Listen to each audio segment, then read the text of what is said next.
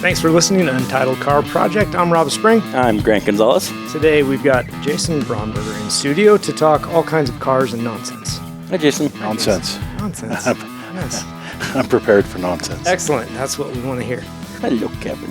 Everybody's volume's okay? And that was mine? You can't be doing that. Oh, well, I need him to hop You down. can pet him, just don't be just don't be making out with him. Oh, good to be distracted. I'm like, Somebody else love me. I get no love here whatsoever. He's given up on me. In studio guests, we have shop dogs. yes, we have shop dogs. Hello. Are you done with that now? Now I am.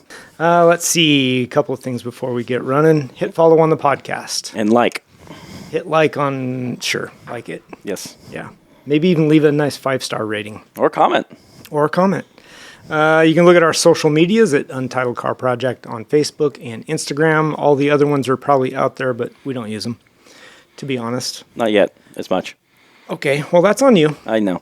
Let's see. Also, if you've got an interesting project build, reach out to us. Or if you are a business owner that has to do with automotive or If you have interesting hobbies or stories, you want to hear about them.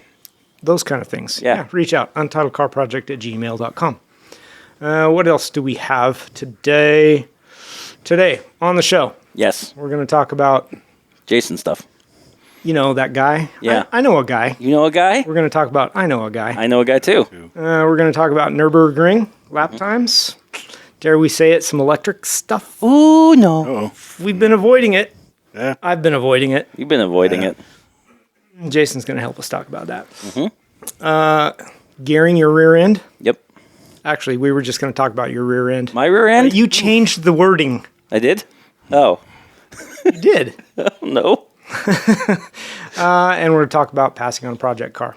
Yay. Yay. Yay. So who's your guy? Wait, passing on a project car. Yeah, I got a story about that one. Yeah. Yeah. Something came up recently. Yeah. There's only a few people know about this, and it was hard I to can't believe you you. passed on it. Should we touch on that first? No. Okay. No, leave me in suspense. Okay. We're going to just wait on that. You're going to have to clue me in on the I know a guy thing. Who's your guy? I know a guy for what? Every car guy. Every car guy needs a guy. Yeah. Well, I need people. Uh-huh. What do you need them for? Oh, man. I need somebody that's... It's tough, and I need to go talk to these people again. There's a place down on McLaughlin that deals in old cars, and I have my old truck, and I've just gotten in deep on some little project things. And what you need is I need a reliable shop that can come in and just tie up loose ends. There you go. Yeah, you need a guy. Like I need a finishers. guy. A little finishing. I know. Yeah. And it's one of those things because, you get going and it's 90% there, but it's like I don't have the ability to weld. So I'm stuck when I get there. You've got a guy for that, though. Yeah. And I have a few guys for that, Yeah. but it's just hard to get people, It is. scheduled and over. And, Yeah. But, that's one of my goals this year is that truck has been sitting and Yeah. I just want to start abusing it. What truck is that again? I've got a 56 Chevy Okay. step side. And what are the particulars just for the listener? Oh, just for the listener. Yeah. Well, let's see. I'll give a quick rundown. I bought it when I was 14. Yeah. It went up at a school district auction in Cottage Grove, Oregon. Nice. I had saved all my money from my paper route, and I had about $700, and I was going to go buy this truck, and I knew it was going up for auction. And I got in there, and some guys had come up from California that were bidding against me. Yeah. And it got to like $700, and then they went to like $720. Ugh. And they saw that I ran over to my dad and was begging my dad for money to go more. Yeah. And I think they took pity on me and let me get it with the next bid. Oh, nice. But it was an old school district truck that was green, abused. Yeah. I got it when I was 14. I ended up driving it through high school. Yeah. We painted it, and it was basic at the time. And then it just kind of stored while I went to college. And when I came back from college, I put a different frame underneath it. I bought a frame that somebody had done a 72 Nova front end conversion on it, and we dropped that under it. And it had with that frame came a 68 Chevelle 12 bolt in the rear, and so that went under it. And Yeah. I don't know, just we had a cab come with it. Upgrades over the years. And Upgrades over the years, and so now it's got a 350 out of an 87 Silverado up front. Nothing crazy or fancy with it. yeah. And I don't know, it's got a well-built turbo-hydromatic 400 in it. I'll never break it. It's just stuck at a point right now where I tore the rear suspension off, and I'm converting it to a 4-link. Yeah. And I don't have any brackets welded on the rear yet. Yeah, you need some weld. That's where your welding comes in. Yeah. Woo. Yeah. But yeah, I think once I get past that, it's finishing up some of the wiring. Yeah. It was one of those snowball effects. Yeah. I decided I was going to do a brake upgrade, and then, the brake booster had to go on the firewall where there were a bunch of electronic components that I didn't understand. So now this has got to move. So that needs to move, and it's like, well, instead of moving it, it might be just easier to put a new harness in the car. Yeah. And so then I put a whole new harness in, and then as I get the harness in, I decide, well, if I'm doing this now, I may as well take the gas tank out from behind the driver's seat.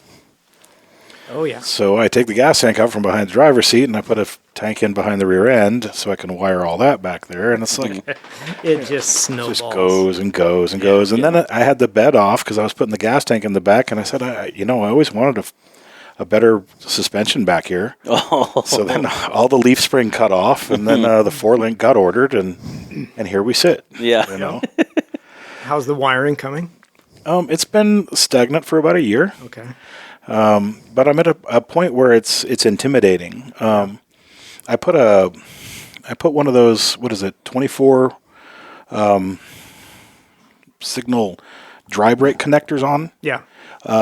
and I was scared about cutting all my wires right away and doing that. Yeah. Because what if I get the connections wrong?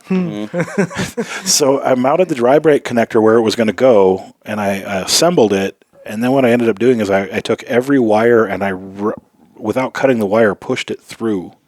And then I've wired the entire truck without cutting the wires for the dry brake yet.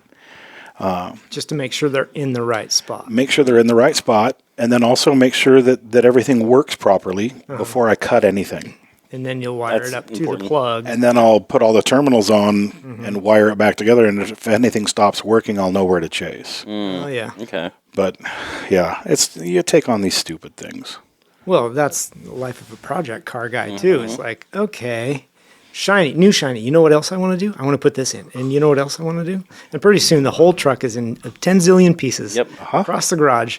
Nothing's getting done. I'm already here. Might as well upgrade it. Yeah. Yeah. That's how I ended up with one of those Dakota Digital Dashes sitting there. It's beautiful. Yeah. And it actually looks like a factory 56 Chevy. Oh, it dash. does. It's, that's cool. the cluster. So you ended up with that. Okay. But it, Saw a bunch of those when we were at SEMA, and I was like, oof. yeah. Yeah, this is, It's got Bluetooth. It's got tire pressure monitoring. Oh, damn. It'll do Wow. quarter or eighth miles and 0 to 60 through the dash. Shit, that's cool. Yeah, I can get fuel consumption, range, all that kind of stuff if I want to start. There's little modules I can add on. Yeah. Gotcha. But when you turn the lights off and everything, it looks just like an original dash. Factory That's dash. really cool. Wow, that is cool. Well, that was a fun sidetrack. It would so be who's nice your if guy? it worked. I'm you supposed need to a guy. have a guy, huh?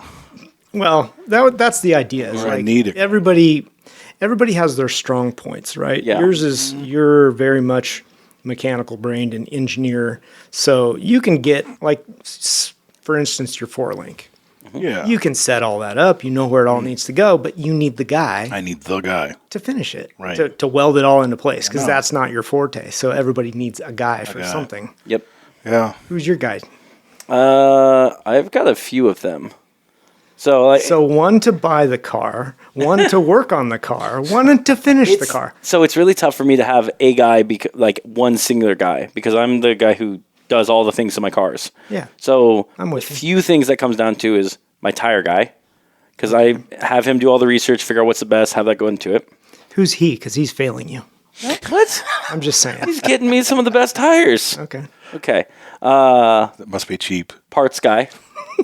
So if I go to Napa, Parts guy. they've got what I need. So he's your parts. He's Oh a my parts god, guy. that sounds like an advertisement. Get out of here. I think my other main guy is our head mechanic Juan, because if I can't get anything, he comes up with the random stuff to fix. So the guys that you're looking for are the Yeah. guys that can get you stuff, Yes. Not the mechanic guy. Yeah. Not Well, the just said electrical Juan guy. was the guy who finished. Oh, I Yeah. thought he was getting you other parts. No, that's the parts guy, at the Okay. parts store. Juan is like our head mechanic at our shop. And so if I get stuck, he's the one person I can rely on to help me, Bounce stuff off of him. And Yeah. all right. So, did you ever fix your electrical problems? Do you need an electrical guy? Is that your guy? Yeah, I still need to find an electrical guy. That's a hard one. It's tough because, for example, with Liger, I feel like I've got all my electrical gremlins figured out. Yeah. That being said, the battery keeps dying every 2 months. So you don't have your electrical. So there's something that's eating power at half an amp or something somewhere. Haven't been able to figure that one out yet. I will. Those are tough ones. Yeah. I have a similar problem on my motorcycle that sits, and it really pissed me off because I put an expensive battery in it, and I didn't ride it for a year after I put the battery in Oh, it. And the it's battery was completely gone. Yeah. But I have I'm thinking about putting a current clamp, getting a current clamp. Yeah. And then, basically just letting the bike sit and starting at the battery and putting the current clamp around the wires. Yep. And What's drawing what? see where it's going, and when it branches, start chasing. Yeah. It's going to have to be a very low ohm Yeah. clamp, because you're probably only drawing maybe 0.2 Something like amps that. somewhere, and that's enough over time to just kill it. I have a I've seen a lot of tools for that recently, Yeah. just browsing and stuff. So there's more stuff because those problems are very common, and being able to track them down just like that, it's kind of a thing. Yeah. I have some, I won't go into the story on it, but I've got a wonderful digital scope that is, Oh yeah, wow. yeah. I don't even know how to use it, but that was part of the agreement as why I have it. Oh, really? Okay. The person gifted it to me with the agreement that I was supposed to learn how to use it. Oh, that hasn't happened yet. I've let him down. It looks pretty in the box. There's still time. Man, There's still time. yeah. Yeah. What about you, Rob? Yeah. Who do I need as a guy? Grant. I don't need a grant. I need a grant to tow a car out of my yard. Yeah. Is Spawn coming this way too? There's a ghost car out there that needs to be removed. Probably a wiring guy. I don't know. I'm decent at it, but I hate it, Yeah. and that can be an issue. I might need a carburetor guy too. Need a chassis dyno guy. Those are getting rare and rare nowadays. A really good carburetor guy. Yeah. Yeah. But Nobody wants to mess with them anymore. yeah, I think what I'll do is I'll just take the carburetor off and get one of those fuel injected deals and Yeah. go that route. For which car? The 74. Okay. Yeah. Yeah. That one's going to be interesting. I've got on my 74. I'm waiting 74 what? for X19 Fiat. Okay. So I've got one. Very small carburetor. Yes, it's completely different. That's Does it one. have multiple carburetors on it or just one? Just one. Okay. It's a two thing. Two word holes. Anyways. Yeah, 2 holes. Yeah. Okay. Anyways. Actually, wait. No, mine's got 4. Wait a minute. Are we still talking about cars? Ours. That's okay. Anyways, that one I think I'm going to rebuild myself and attempt it at least first because it's a rare carburetor. They only made it for a single year. Parts are hard, but to find the person to really dial it in and stuff, Right. Yeah. it's going to Probably be tough. expensive too. That too. I think for mine, I will do the same. I'll pull it off, try to get it all cleaned up and play with it. And I mean, Get it running on it. Yeah. yeah, ideally get it running, which I can probably get it at least that. Can I tune it right? Who knows? The thing's really old. You also got a book for that about it now. I do. Thank you Hey, very much, Mr. welcome. Grant. Yeah, I think that would be worthy just to play with it, Yeah. figure it out, Yeah. And if I don't like the results, which, it's a carburetor, probably not, I'll just put a fuel injected unit on it anyway. Yeah. Yeah. Yeah. So, I don't know. I need an upholstery guy probably. Those are tough to come by. It's weird. So every guy feels like unless you've got like a shop and you start reaching out, Yeah. as a project guy, it's finding that one guy as you're going through the project. Guy that you want, that you trust is That's very it. important. Yeah. I can't remember the guy. There was a place in Oregon City. They painted some parts for my car for me, and I got a referral through a father-in-law, and it was the son of a buddy of his, and I mean, that's like, I don't know where I'm going and what I'm getting into down here, but Yeah. I went down to Oregon City, and there's a old building down there, and it used to be a car dealership, and their service bays were underneath the building. Oh, cool. And it's right next to, what's the axe throwing place? Oh, yeah, there's a brew pub, kind of a... Yeah. Not sure. So underneath that, there's I think it's called Picnic Basket Motor Cars. Huh. And so Bobby, that was the guy's name. Super nice guy. Bobby's your guy. Bobby's the You guy. need Bobby. And, I got a referral to go down there, and I poke my head down there, and I have no idea what I'm walking into. And, Yeah. and no lie, he's working on a black GTO that I've been around cars enough. As I approached the car, I didn't want to get within about 2 feet. Now I need to understand: is it a GTO like a Judge or a GTO like a Ferrari? Judge. Oh, okay. Yeah. Okay. But I mean, as I got up and I saw him working, I started looking at the body seams and I started looking at the alignment on stuff and the detail as to what he was working on. And it's like I didn't even want to get near it. Mm-hmm. There was another time I came down there to pick some stuff up, like a year later or 2 years later, and they were working on a really rare Volkswagen van that had dual slide doors. It had a sliding door left and right. Like a Vanagon? Yeah, but it was like one of those old bubble, the old 50s or whatever they are. I don't know when they were the early ones. Yeah. Okay. But then this guy had talked about, they went all over the country looking through junkyards to find quarter panels and stuff to replace on this thing. Mm-hmm. Oh. And I'm sitting there looking at this, and it's like inside the door jambs and all of the hinges are pristine, brand new. Mm. And what was hilarious is I look over, and this guy over in the corner, I was always afraid to approach him, but there was a guy over in the corner, and there would be another car over there. And this guy had like a lab coat on, and he had a white long beard.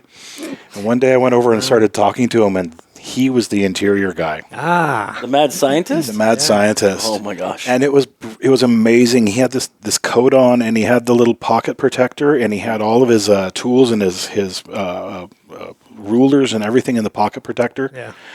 And he was working in these cars, and you start looking around, and the shelf around him were all like the Portland Roadster Show, like awards for best interiors and stuff. Oh, that's cool. And it was just like, whoa, okay. That's your guy. I walked into a realm that's way over. Yeah. I told Bobby at one time, I said, man, I should get you to work on my truck sometime. And he looks at me, he says, first off, he says, you better get on the list now, and you probably can't afford me. Right. And I was like, yeah, okay. Yeah.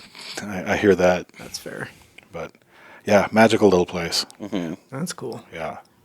And just hidden. Well, It seems like the best places are the hidden ones. Sometimes, yeah. I get the stories, and it's I hate to bring it up, but it's my ex-wife's father, stepdad, I guess, whatever. He used to run around with this guy's dad in the day, and I caught some crazy stories. Gotcha. But this is that guy's son. I know a guy. I know a guy. Yeah. But, when I'm down there poking around, I poked around, and sure enough, you walk into a room full of Harleys that are all like old restored classics, and he's got some of the same artwork and artists that I have in the room, and it was just like there was a connection that was... There you go. Yeah. Mm-hmm. Amazing. The That's the guy. That's the guy. If you can get him. Yeah. I can't. Yeah. I just want to be able to sit on my car seats without getting dirty. Yeah.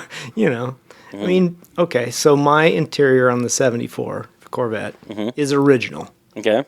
And it's not worn, but it's kind of coming apart a little bit. So is it rips the seams, or no rips? No rips, Okay. but the seams on those seats were extruded.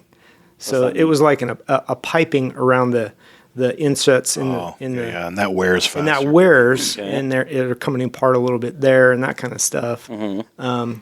It's only got, not very many miles on it. I mean, it's less than 50,000. I can hear the dog panting over there. Yeah. It's got less than 50,000 miles on the car. I don't remember what it is, like 36,000 or something like that. Original miles. It's not much. So, the parts aren't necessarily worn. They're just old. Yeah. So I'd kind of like to do a little bit of updating there. I need to get new door cards. I have some. I even have a spare. But they're 74 and they're kind of bad, you know. So, but you can buy those parts too. Yeah. Like you can buy brand new reproduction. So that's probably what I'll do is just do that. Luckily, I'll you got probably do a that. whole new interior kit. Yeah. Like whole new reproduction interior kit. I'll say you almost throwing out names but that Classic Industries. Yes. For Camaro stuff and my truck stuff, it's like they have everything. Yeah. And you can buy those upholstery.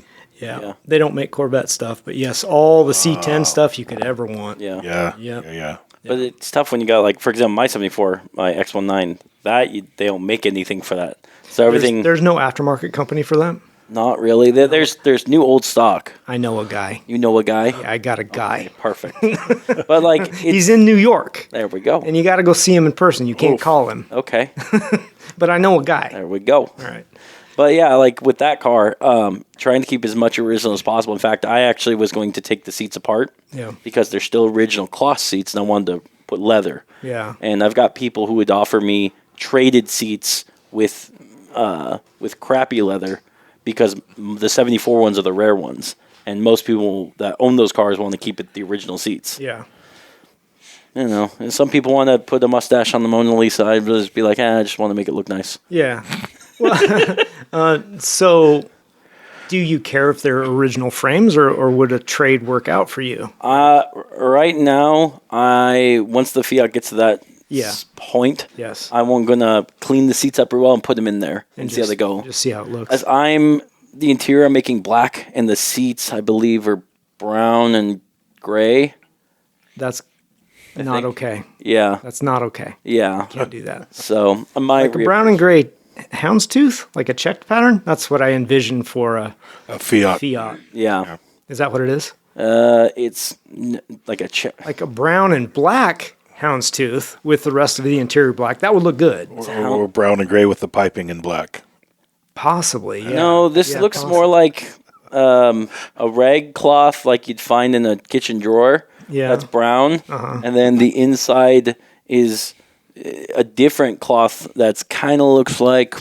And that's the way they were maybe a original? Golf. Yeah. Oh. It's weird. Yeah. I think also, so with my car, it was black and also brown interior, but I've been switching it over to a black interior. Okay. Because it's yellow. I like a yellow and black car. I like a black interior on the Italian car. A lot of people like the tan leather. I like there's so many different colors of tan. Like I'm a fan of that camel color. I really am. Yes. A lot of people don't like it. I do like it. But recently I've seen a bunch of resto mods with the catcher's mitt.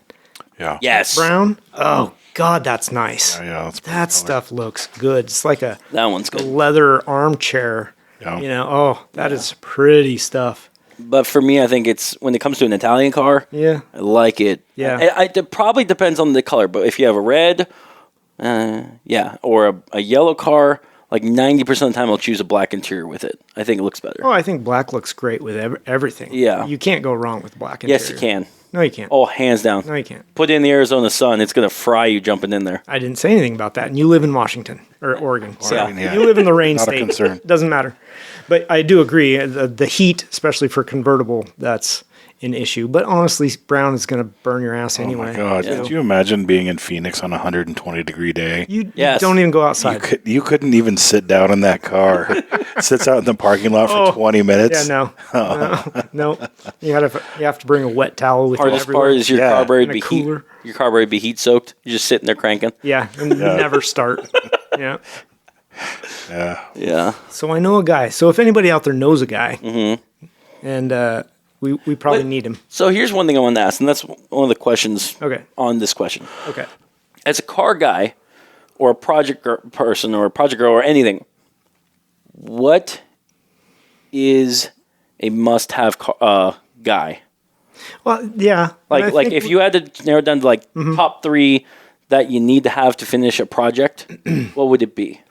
Everybody's different. Yeah. Paint. Paint and body. But everybody's different. There's a lot of guys that can do the restoration and get the paint and body done and be really proficient and good at it. But maybe they need an electrical guy. Yeah. Or an engine builder. Yeah. So I think everybody's different on that question. Not everybody's going to need the same guy. Otherwise, that guy'd be really well paid. Yeah. It was amazing. I worked at a place one time. One of our test engineers or technician, I guess technically, super nice guy. Yeah. Invited me over to his place, and he wasn't far from where I was living, and I knew he was a car guy. Yeah. And I liked it. He worked in our test lab, and he was really, really meticulous. You could tell he knew what he was doing and cared about what he was doing. And I get over to his house, and I find out that in his garage, in the shop in the back of the house, he's got it's like a 2-bay area that's dedicated. He's got a frame jig in his back area there, and he was doing like concourse level cars. And he was talking about how basically people bring the cars over, and he puts them up on the rack and starts basically chaining down and pulling and getting all the seams perfect and getting everything aligned again. So body on, he's doing body on. Wow. Yeah, and I was kind of like, and it was the thing where he talked about rolling a marble and how a marble should not shouldn't dip or anything. And maintain a constant speed, and that was the kind of stuff he was doing. And it's like high tech stuff. And there he was working in a test lab during the day, and then at night and in the weekends, that's what he did for the side gig, his thing. Is it terrible that when you were starting that story, I thought you were going to say you turned the corner and there's the Millennium Falcon? No. Yes, it is terrible that you thought That's exactly where my mind went. I have no idea how. Where does this come from? What? This is the mind of Grant, everyone. Interesting. All right. Well, if you don't know any more guys, we'll move on. Well, here's another one, and I know this is one. This one more than one person has a tuner, and no one can decide on a good tuner. Well, that's valid. That is a guy most people need. Yeah. Yeah. Very true. And if you find one, he's too busy, so you need to find another guy. And then is that guy reputable? That is a thing because there aren't a lot of tuners around. We're in the process of looking for a tuner right now for one of the race cars. You have John? No, he doesn't have a dyno. There would be a brilliant business model right there. What do you mean?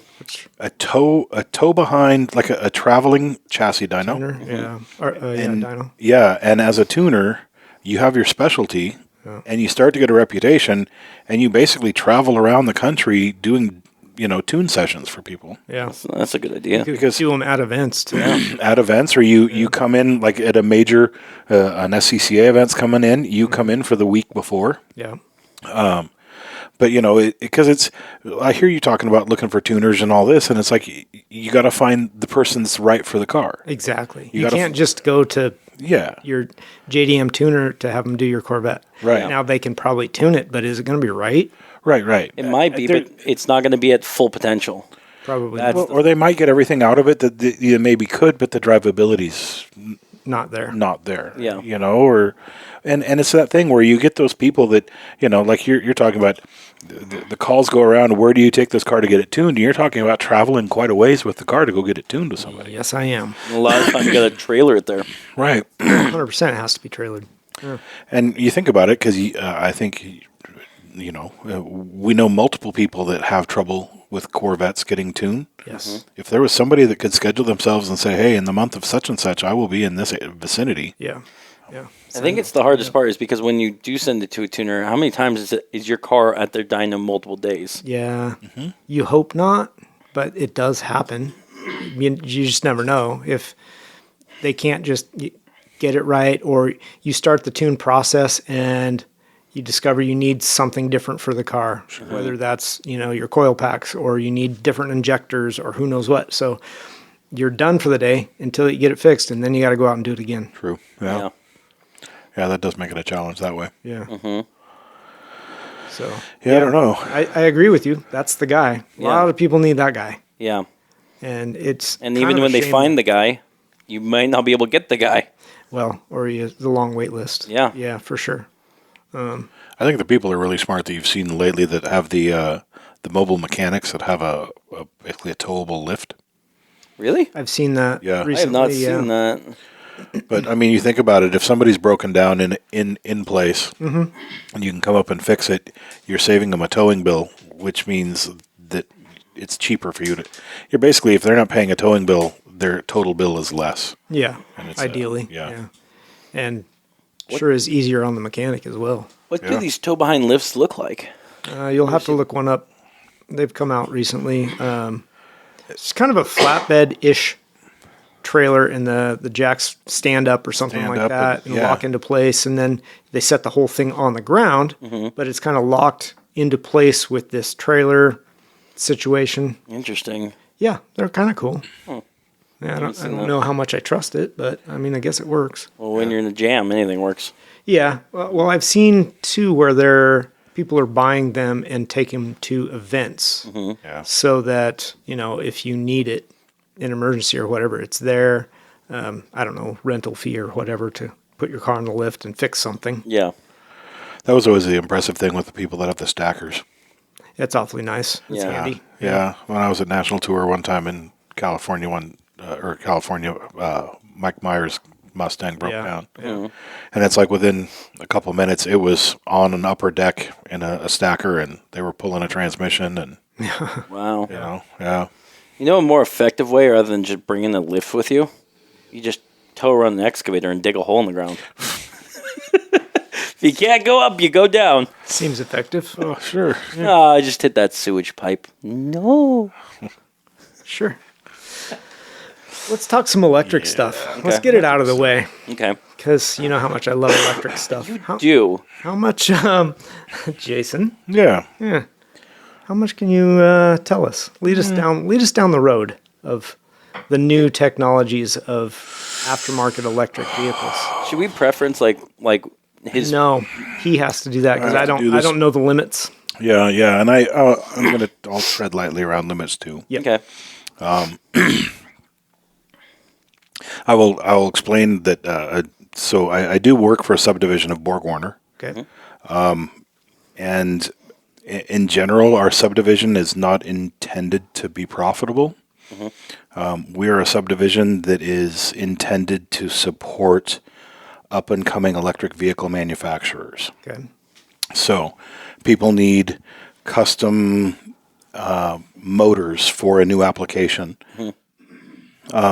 They can come to us, and we can supply basically the low-volume production numbers until somebody like Braughnberger is interested in picking up the business. Okay. Low volume as in like how many, like one prototype? Or are we talking like 100? No. Our goal is basically to be getting into the thousands of per year before we hand it off. Okay. And it's interesting. It's a different model. And prior to the last couple pushes, when we came a little more of the Braughnberger name, I think we had a little more of a push towards the individual builder market. Yeah. And we're supporting a little more of that. We don't do so much of that anymore, which is a bummer. Because I think if you were at SEMA or the EV shows, who was it? Was it Gas Monkey Garage that did the Testa?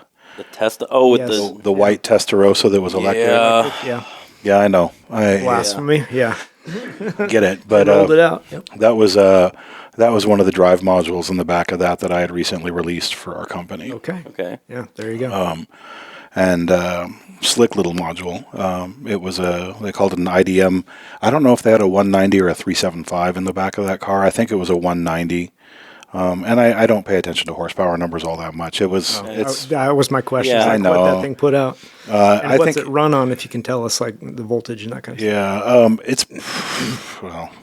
stuff? I think it's probably running on about 400 volts. Okay. I believe, and it's tough because we test at different levels, and so I'm not really. Like I said, I don't get out into the field application so much. Yeah. I know what I design for. Right. I know I'm designing in the future for super high voltages that are terrifying. Okay.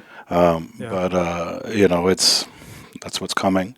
Everybody wants a bigger dump. Everybody wants more power. Yeah, dump it all instantly. So on that electric Testarossa, what kind of battery do you put in that? Like to get any kind of usefulness out of it? One with juice. 9 volt. Yeah, no. And that's another one of those things. We've kind of gotten ourselves out of the battery market. Really? Yeah, but, okay, understood. But you've designed it for X. For X. We design and market for a certain amount of power and torque. So and then you can use whatever amount of that you want. Okay, so each motor doesn't require a specific voltage? Well, I mean, if you got a standardized output, kind of like a 120 in the wall. Well, no, we integrate the inverters, so we basically are turning AC power to DC power back and forth. Yep. We size our inverters to work with, that unit that the Testa has in it. If they had an IDM 190, it's got I think a CM200 inverter on it. It probably makes like 275 horsepower kind of equivalent. If they have the IDM 375 that has a CM350 inverter on it, it's a new inverter. That motor system in there and that package for that car could probably make about 470 horse. And just a small little package in there. Yeah. But it's all about how much, you can make all that power for a very short period of time. Sure. But you got to be able to regen it. And you got to be able to manage it. Yeah. And that's one of the biggest. That's where all the electrics or the electronic control components start to come back in. Yeah. And it's interesting to watch and see around where I work when they can change some parameters as to how motors work. And it's I can't really talk about what they're changing, but it's interesting. You can see it and you can feel it, and it's amazing the control level that there is over electric motors right now. Sure. Yeah. Yeah, that's really cool. Are you allowed to talk about like some of the first like projects you ever got involved with, and like what was kind of your feelings and thoughts when you were doing that? Well, I will say one of the reasons I came to the company and it was a fascinating thing to me. I had heard about this magical place before. Originally, one of the businesses that was pulled together to make the company I work for now was called Reinhardt Motion, and Larry Reinhardt. I've gotten to meet him a couple times. Brilliant man. Was the developer of the KERS system for Formula One. Oh, cool. As my understanding, and we up until at least recently, I believe we still supplied the ERS system for a couple of different teams. Oh, wow. And it's amazing to me to think of Wilsonville, Oregon.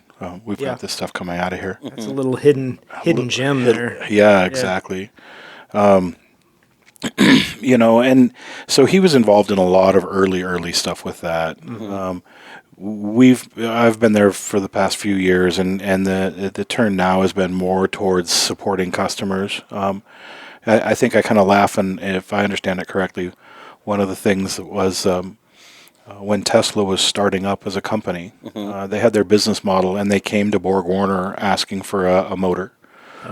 They wanted Borg Warner to supply them motors or quote motors. Yeah. And the business plan was not written in such a way that it interested Borg Warner. Interesting. That's an opportunity. That was a moment, I think, that they decided that we're never going to let that happen again. Yeah. And so that's where we kind of step in. Gotcha. And kind of the front end design portion. Design portion. Yeah, we have access to the Borg Warner catalog. Yeah. So some of the newer technologies and things that are playing around, some of the newest stuff on cars we have access to bring into for people. We can just repackage. Oh, okay. And it's interesting because we'll take basically a stator and a rotor that's been developed for another application. That has a certain power profile or basically fits a window that we don't currently match. And we can get those because they're high volume, made by Borg Warner, and then we just redesign the housings. That's what we kind of do is we repackage. Yeah. Put them together for custom.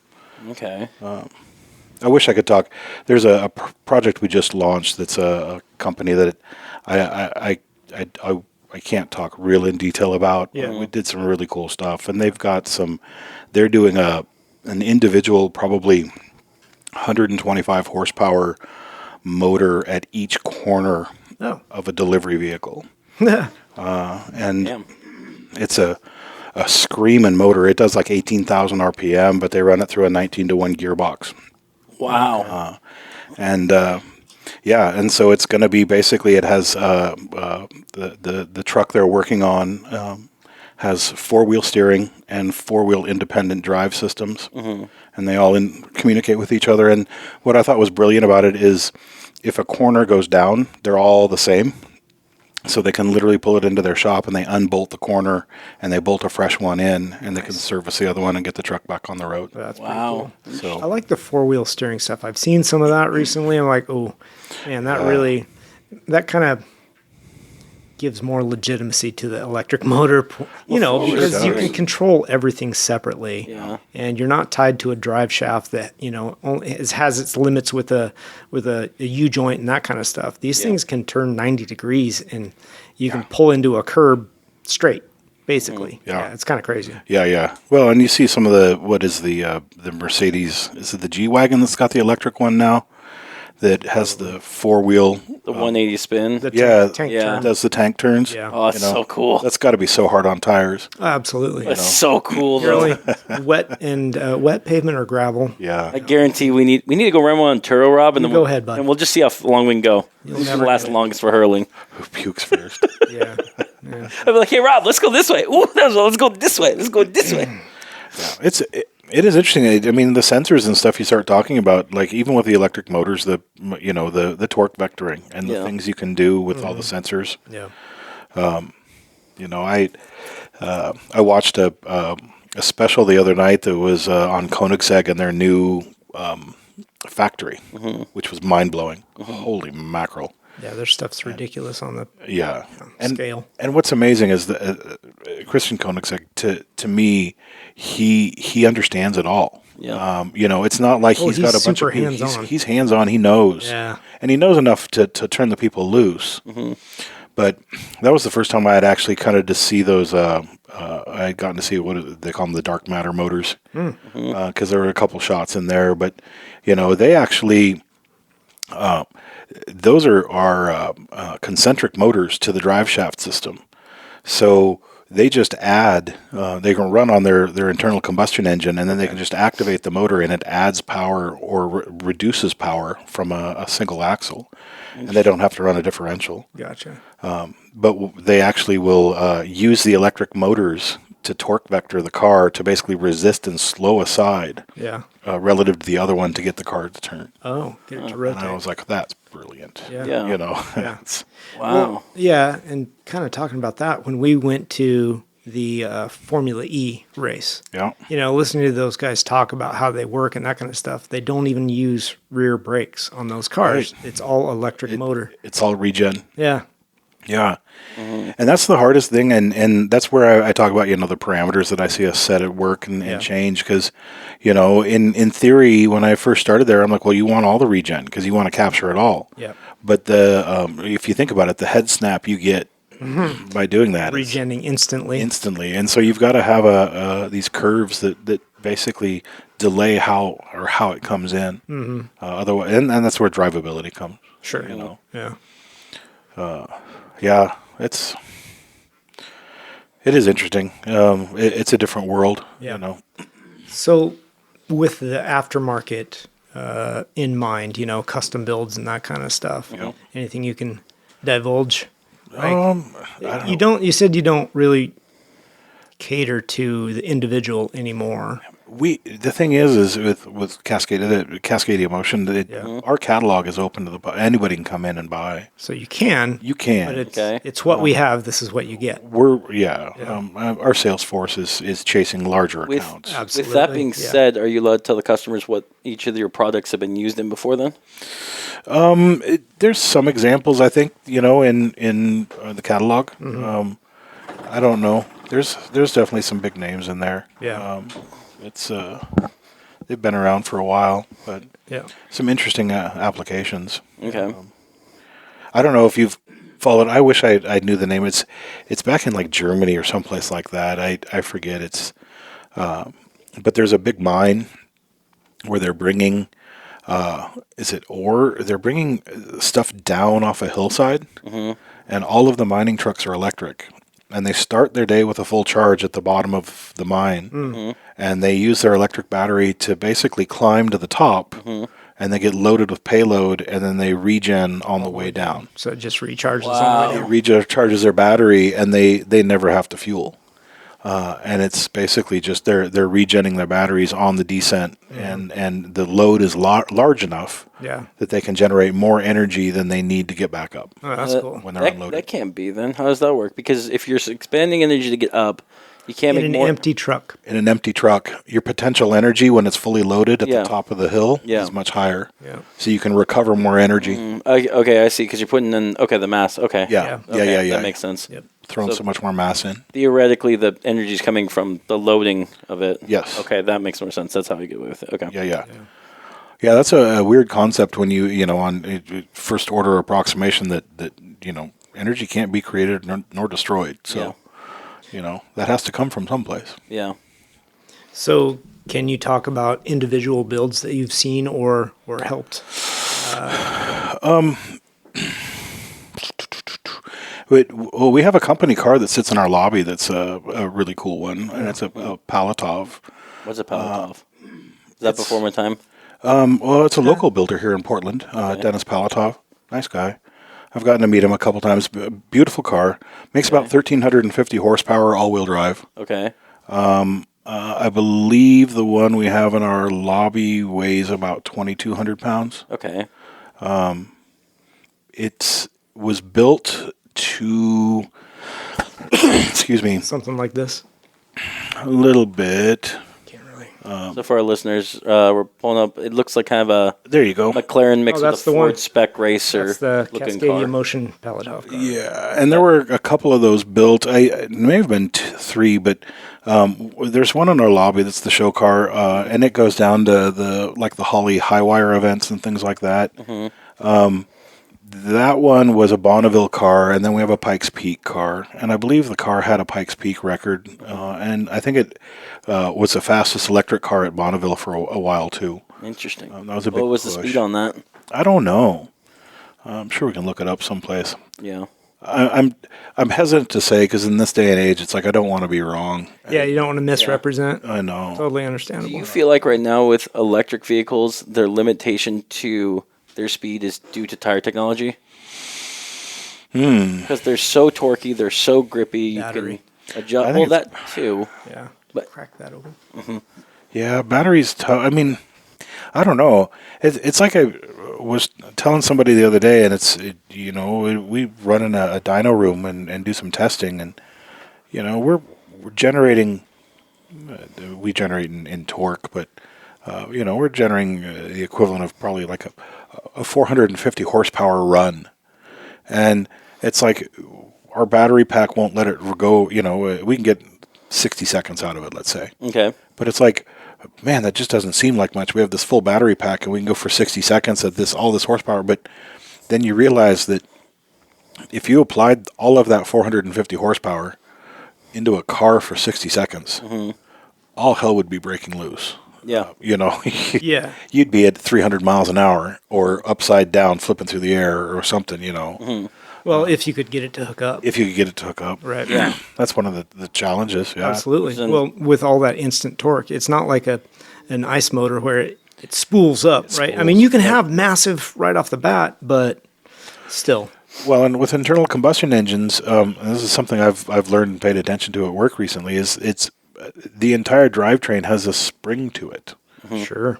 There's springs in the clutches, there's springs and it takes the shock out. I hadn't really thought of that. So your electric motor is direct drive. It is. You're right there. There is nothing in between. There's no drive line. There's no That's why power is shock now. giving. Yep. Yeah. So, if there's twist in a drive shaft when you torque up and there's twist in your or your hack shafts. A little bit of loss. It's all a little bit of loss. And those electric motors, they don't know. That's it. They turn on and go. They're turn on and go. Yeah. But yeah, one of our founders, Chris Brune, was doing a lot of work with Ford. What's that? Is it the Cobra Jet? E-Jet? I forget the name of it. It's a Cobra-based body. It's the Cobra Jet, but it's based off the electric platform. Yeah. The last version I saw was like 900 horsepower, but that was like 6 years ago. Yeah, and it's setting quarter-mile times. And it's pretty cool. It's got a Cascadia drivetrain in it. Okay. It's a dual-stack motor up front. You see the pictures of it, and it's crazy. I think it's got like 4 inverters in it. and it's basically designed to dump so much power. Yeah. This whole thing blows my mind because of I get it being able to dump all this power all at once. Batteries. Right. That's to me, that's what it always comes down to. How much battery, how much weight in battery does it take to run these things? Right. It's nuts. And it's that thing, you got to play the game. My power to weight ratio, balance. Well, maybe my terminology is wrong on this. It's the way I think about it. Mm-hmm. But you can have a very what I call a thin battery pack with a very high voltage, or you can have a deep battery pack with a very long duration and current capacity. Kind of like a deep cycle. Deep cycle battery. Yeah. So if you're hooking batteries in series, you get a deep cycle. If you hook in parallel dumps more power more voltage. Yeah. You're multiplying it. And so you can build a 600 volt battery pack that'll throw 600 volts right away. For how long? Right. If you build a 300 pack, you can go twice as long. Yeah. If you go 150, you can go 4 times as long. And it's this whole game about it's your amp hours. This is this or your amp seconds. How fast can you put the power in, and how much power can you store? And it's so expensive and so weight penalizing to store large amounts of battery. Right. Yeah. This might be the hamster in my brain just kind of like going on the wheel like crazy. Oh, please spill the hamster. Let him out. Why? Why what? Well, you said you have to have one or the other. Why? Well, you don't. I mean, you can put 8,000 pounds of batteries in a car. It's size. Yeah. I guess like why the hamster's going this way is I'm making like a lot of connections. I'm like, okay, that doesn't need to be that. It's hard to explain over the air until you guys right now, but it's we can help you. If you want to push 800 volts out of a battery through an electric motor, it's not easy. Yeah. It takes a lot of batteries in parallel. Okay. Or maybe not as many batteries in parallel, but if you tried to do that same battery in a series, it would be bigger than the car. Okay. Yeah. It's too big. If, let's just theoretically say, size and weight wasn't an issue. Oh. Well, then the problems of the world are solved. Perfect. Yeah. Okay. You have a weightless, invisible truck, semi-trailer behind you full of battery. Yeah. See, that's not a thing, though. We are bound by these constricted, until they come up with nuclear fission on board of your car. Well, that's one thing. Which still doesn't solve it because you have to have a reactor that, I think, I have a concept, and I brought it up at work, and I don't know, we're not developing at this level. Okay. But, and I don't know, I'm not deep into the industry, but it seems to me that the hydrogen power has been talked about a lot, but it can't deliver power density quick enough. Right. I actually looked that up today because I thought this might come up. Yeah. Okay. So my thought was, when you talk about these battery packs, so let's say I'm going to have a very high voltage battery pack that doesn't give me a lot of range. What if I had a hydrogen generator in the car that was just constantly running to charge the battery pack? And that extends your range. So in essence, like in a Tesla, and I'm going to be wrong, but let's say you can go 400 miles in a Tesla. Okay. And you got to stop and recharge. Okay. So if I'm on a road trip, in a Tesla, I'd drive 400 miles and I'd have to find a charging station and wait. Well, if you had a hydrogen generator on board, it just wouldn't be able to keep up and deliver the power you needed fast enough. So maybe you'd drive 400 miles with a hydrogen generator car and then have to pull over at a state park, and you wouldn't have to be at a charging station, but you could go on an hour-long hike. But wouldn't you lose power because your generator's needs energy to be producing hydrogen? No, because it runs on hydrogen. It runs on hydrogen. Okay, so it's using... It's not producing hydrogen. Oh, okay. It runs on hydrogen. Okay. Yeah. Okay. Now I know where okay. Yeah. Yeah. But, and your battery pack is good for 400 miles on its own. If you're producing energy that entire time, now you're up to maybe 550 or 600 miles before you actually need to stop because your hydrogen generator can't keep up. Yeah. And it reduces your wait time. And I think, what is it, Dodge just is bringing out it's a Ram E or diesel-powered electric. Yeah. Oh, I haven't seen that. Yeah, and so it runs on electric motors all the time, but it has an onboard generator, and its only job is to generate power to fill the batteries. Yeah, and see, I feel we've talked about that on the show. I feel like that's the way to go. Volkswagen is doing that with Scout. They're saying 600 miles range. Yeah, Ford is doing the same thing. Yeah. And I think it's smart. Oh, I agree. I really do. I mean, it's all about increasing range for these type of vehicles. You know, for your dailies, for your trucks, for all this stuff. Absolutely, use less fuel, increase range. Yep. And that's good for the economy. That's good for pollution, except, batteries are extremely pollutant, but whatever. Yeah. Well, and if you can design a motor, if your design constraints are that your motor has to run optimally at a certain RPM, then you can make the motor very efficient. Absolutely. Yeah. Way more efficient than something that has to operate across a whole range of RPMs. Yeah. It runs at 1,500 RPM all the time. And it's designed only to make its optimal power and get the most out of every bit of energy it consumes, right. At that RPM, then that thing just sits there and purrs along. Yep. Yeah. So as I was reading about the hydrogen cars, there's only two manufacturers that produce a hydrogen vehicle at this time. It's Hyundai and Toyota. Yep, that's what I was saying. The problem is, I don't know if infrastructure.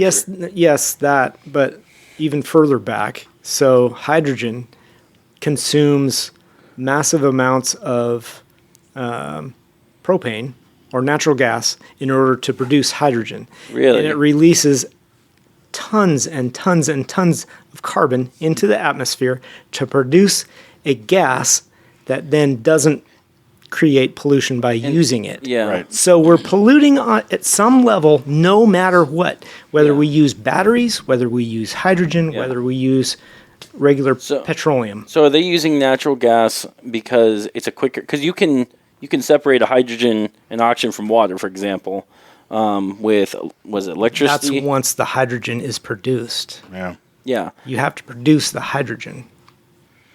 Wait, what do you mean from water? Its byproduct No. is water. Its byproduct is water. Okay. When you burn hydrogen, you get water and oxygen, or basically you separate it. You're getting water and oxygen. You burn the oxygen, right? That's if you have water, you can separate the hydrogen and the oxygen. Or the hydrogen. H2O. I'm not a scientist. No, I'm sorry, I'm not either. You're getting the hydrogen. Yeah, you're getting the hydrogen from that. So what I'm asking is the propane style they're doing, because I haven't heard of this, are they doing it because it's a quicker method to produce it? The other way I know is did not read into that. Okay. I just read the article that said this is what it takes to produce it, or this is how they do it in the U.S. Yeah. And it creates a massive amount of carbon pollution. I'm wondering if something along the lines, because essentially let's just say water, for example, in order to separate molecules from together, needs a heavy amount of energy to separate them, unless if it's natural causing with, anyways. I don't know. Somebody out there that cares and knows more about it than I do. Yeah. Untitled Car Project, gmail.com.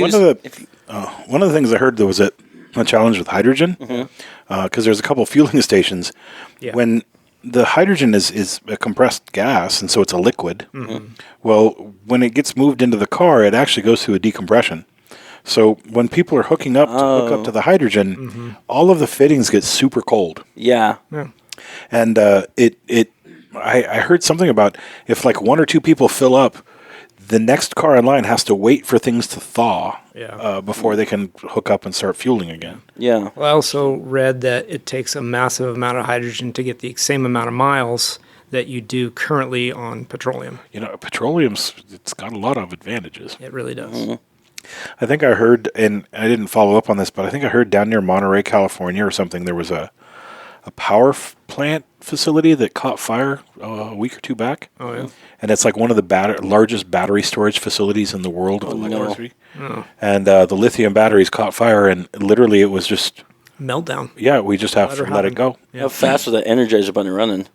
Yeah, you're telling me. Yeah. But I think about that, and I think about, man, all those carbon credits. Yeah. Just ate them all. What did that just do to that? So, Jason, I got a question for you. Going back into the hybrid technology that you might know on that one. I remember reading somewhere that filling up a battery to 80% is way easier than filling the last 20% of that. Correct? I don't know. I guess it probably could be too. So I read that as well, and I guess part of the problem is, especially with your your Tesla fast chargers or any fast charger, Yep. is by charging it so quickly, it causes heat, which causes swelling. It will actually destroy your batteries. So why I bring that up real fast before we go down that tangent? Yeah, that's fine. Is if you're running a hybrid and you're making an engine that's always at an efficiency to charge said batteries, is it better than to keep your batteries then below a full charge? Probably. So that way you can always be filling them up. Probably. So you're, charged to that 80%. Yeah, I mean, if you could keep it at 80% all the time, I mean, you're basically 100%, right? Yeah, because if you're going beyond that, then you're putting a lot more stress and wear on the battery. Yeah. I wonder if that's what people do with their phones and stuff, or like over time. Oh, yeah. Like when they quick charging is not good for sure, yeah. Yeah. Oh, yeah, it's got to be hard to dump stuff in. Yeah. It's challenging to say for sure, I've been working and developing, bus bars and electrical connections inside inverters and motors. Mm-hmm. And we're having to plan for 800 volts and sometimes 1600 volts running through these instant dump. So I'm glad you brought that up. I wanted to ask you about that. Like, when you guys are testing motors, are you just pulling your power straight off the grid and going through an inverter and hitting it that way, or do you actually have battery banks that you're hooking up? We have battery banks. And did you build those? Yeah, they've been built in house. Yeah. We cannot. We're going through it, and I don't think this violates anything for work. But nothing proprietary. No, I mean, we're going through a thing right now where they're talking about upgrading our battery banks and our power supplies. For the testing that we're starting to do to run a single motor on a dyno, we've discovered that we would have to run a secondary electrical service into the building to be able to generate enough power. Okay. That's ridiculous. Wow. It's ridiculous. Wow. And then people are going to carry that around in their cars? Well, yeah, no. Jesus. And, so then the idea went into, okay, so then we basically upgrade our battery banks and our battery power supplies at work. And then discussions went into literally semi-trailer outside the building. Batteries in it. A battery, shipping container. It's a battery container. And it's interesting because when we were doing some development testing of those units that are in that Testa unit, the IDMs, we were on a chassis dyno and doing, full power hits. Yeah. Abusing this thing, that motor as bad as we could. This is the one you were telling me about earlier, because I wanted to ask about that testing. Which was it's breaking things. Yeah. Oh man, it was terrifying, and I don't know why. If maybe I'm just stupid or stubborn headed, but I'm one of the few engineers who's brave enough to kind of stand around semi-close and watch. Yeah. But we're running on an in-ground chassis dyno. It's actually above ground. It's about 4 feet above ground. It's a big steel structure. Yeah. But we have a rear end and a drive module that sits on top of the rollers, and we have an actual set of Hoosier A7s nice on. Yeah. They're the same size they run on my autocross car. They're just the 7, or they're R7s at work. I autocross on A7s. But it's like I stand while we were doing the development of this thing. I was looking for breakage, and I was walking. One of the problems I had is I developed a motor mount out of 1/4-inch plate steel, fully welded. Grabbed all the mount points I could, bolted it down to our framework, and we start hitting. And I'm watching this steel flex, and to the point that I'm watching plate steel flex probably 1/4 inch to 3/8 of an inch every time we hit the power swap. Yeah. And so we were taking this motor and hitting it at 100% power and about 80% regen, back and forth, just trying to abuse it. Why only 80% regen instead of 100%? Because 100% regen, we probably would have started hopping the tires. Okay. They'll start chattering. Okay. But and it was to the point we'd torque hit. We had, I don't know how many thousands of pounds down on top of the suspension to try and keep it hooked up, and you'd hit with the torque, and you'd always hear the tires chirp. Yeah. Or you could break them loose at will. Oh wow. But yeah, with the dyno, we have a full cage around the dyno, and then I was standing behind about a 1/4 inch, 3/8 inch piece of plexiglass that I was holding up next to the cage. Not very much. Filming stuff and watching. Yeah. But I've learned a lot about wave track diffs. We've broken and welded stub axles into wave tracks. It's been interesting. Yeah. That's kind of a fun thing is we test to failure a lot of times, and so I'm there to pull things apart. Yeah. Once you break it. And see where and how. Yeah. Yeah. Twisting spline stubs in half. Yeah, that's a common one. That was a fun one. We did a stub axle, and I was concerned a little bit about strength on it, but it was kind of funny because through these hits that we do on testing and things, I did kind of predict the failure, and it did fail as I predicted, and where. Which was kind of a little bit rewarding. But the nice thing is that my background, back when I had done open wheel racing, we occasionally would have half shafts fracture, and it was the same kind of interface I saw on the stub axle. Okay. And so the half shaft where the splines would run out into the straight part of the shaft, you'd actually get cracks at the base of those splines. Oh, okay. And it almost was like a bunch of pie slices that would kind of shear back and forth to each other. Huh. Interesting. When it broke, you ended up with these like pie slice towers that stood up. Okay. And you could see them all twisted. And so, just for description, like that axle comes out, it's smooth, and then it runs into the splines. Now, is the spline end slightly larger? Yes. Okay, Yeah, so it does spline out a little bit. Yep. And that's where the fracture points were. Right. And what happens is they'll go a larger diameter there, and then they'll cut the valleys for the splines. Right. So that's basically equal the rest of the shaft. Right. Yeah. But those valleys all have hard corners in the bottom. It's always spots where cracks initiate. Sure. Failure propagation. Yeah. That was fascinating. What size is that shaft? Just out of curiosity.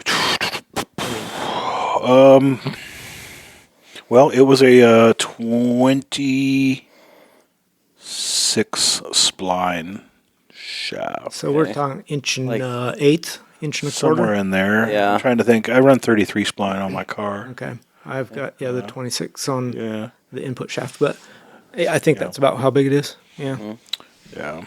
Yeah. Interesting to see those things break. Yeah. I was going to say, I was really fortunate. I got to spend some time working with a really, really good test lab when I was at ConMet early in my career.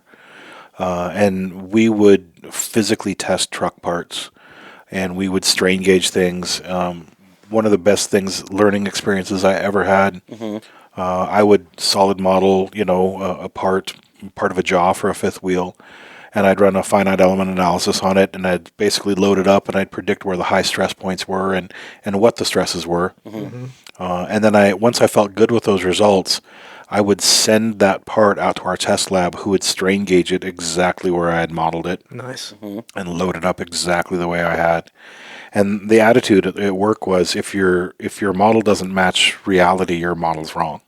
Okay. And so what would happen is we'd get results out of the test lab, and then I'd have to come back and tweak the constraints of my model to get it to represent what was happening in real life. And it taught me so much about setting up finite element analysis. Oh, wow. Yeah. So, but that was an interesting one, because when I was working there, we were rebuilding, we inherited or bought a fifth wheel line for trucks. Okay. And it was kind of the Harbor Freight of the fifth wheel line. People used it, but nobody really, it wasn't great. Hard to trust it. Yeah. And so the company I work for basically bought/inherited that fifth wheel line for $2.5 million. Wow. At least my understanding of this. Yeah. And then they took us, this was funny, they took us to a preseason Blazer game one time. And we're sitting there watching the game, and it was a group of us, and we were kind of concerned, and one of the management people got up and announced to us, says, "See the people you're sitting around?" We're like, yeah. Like, this is your new fifth wheel team. Oh my gosh. And it's like, what? And they took us, and basically, because they had gotten this fifth wheel, they basically introduced us, and there was a team of about 5 of us, 4 or 5 of us. But we retooled the fifth wheel. I redid the latching mechanism and the jaw inside. I did the way the eccentric pin readjusted in it. It was kind of cool. I got named as one of the most 50 best technological innovations of the trucking industry of that year. Nice. For this eccentric pin mechanism I developed. But the cool thing is these fifth wheels in rollover events. One of the problems is if a semi truck rolls over and the tractor or the trailer takes the tractor with it, the plate, when we inherited it, the fifth wheel would break, and the sometimes the cab and the truck would come separated. Yep. Isn't that what you want, though? No, it's not at all what you want. You want them to stay latched. How come? Because I think it's a safety thing. Okay, because just from an outside perspective, I figured you'd want, kind of like when you're in a mid-engine car, you want the engine to break away from the cab. So that way the heavy part's not going into the driver. Slamming into you. I know.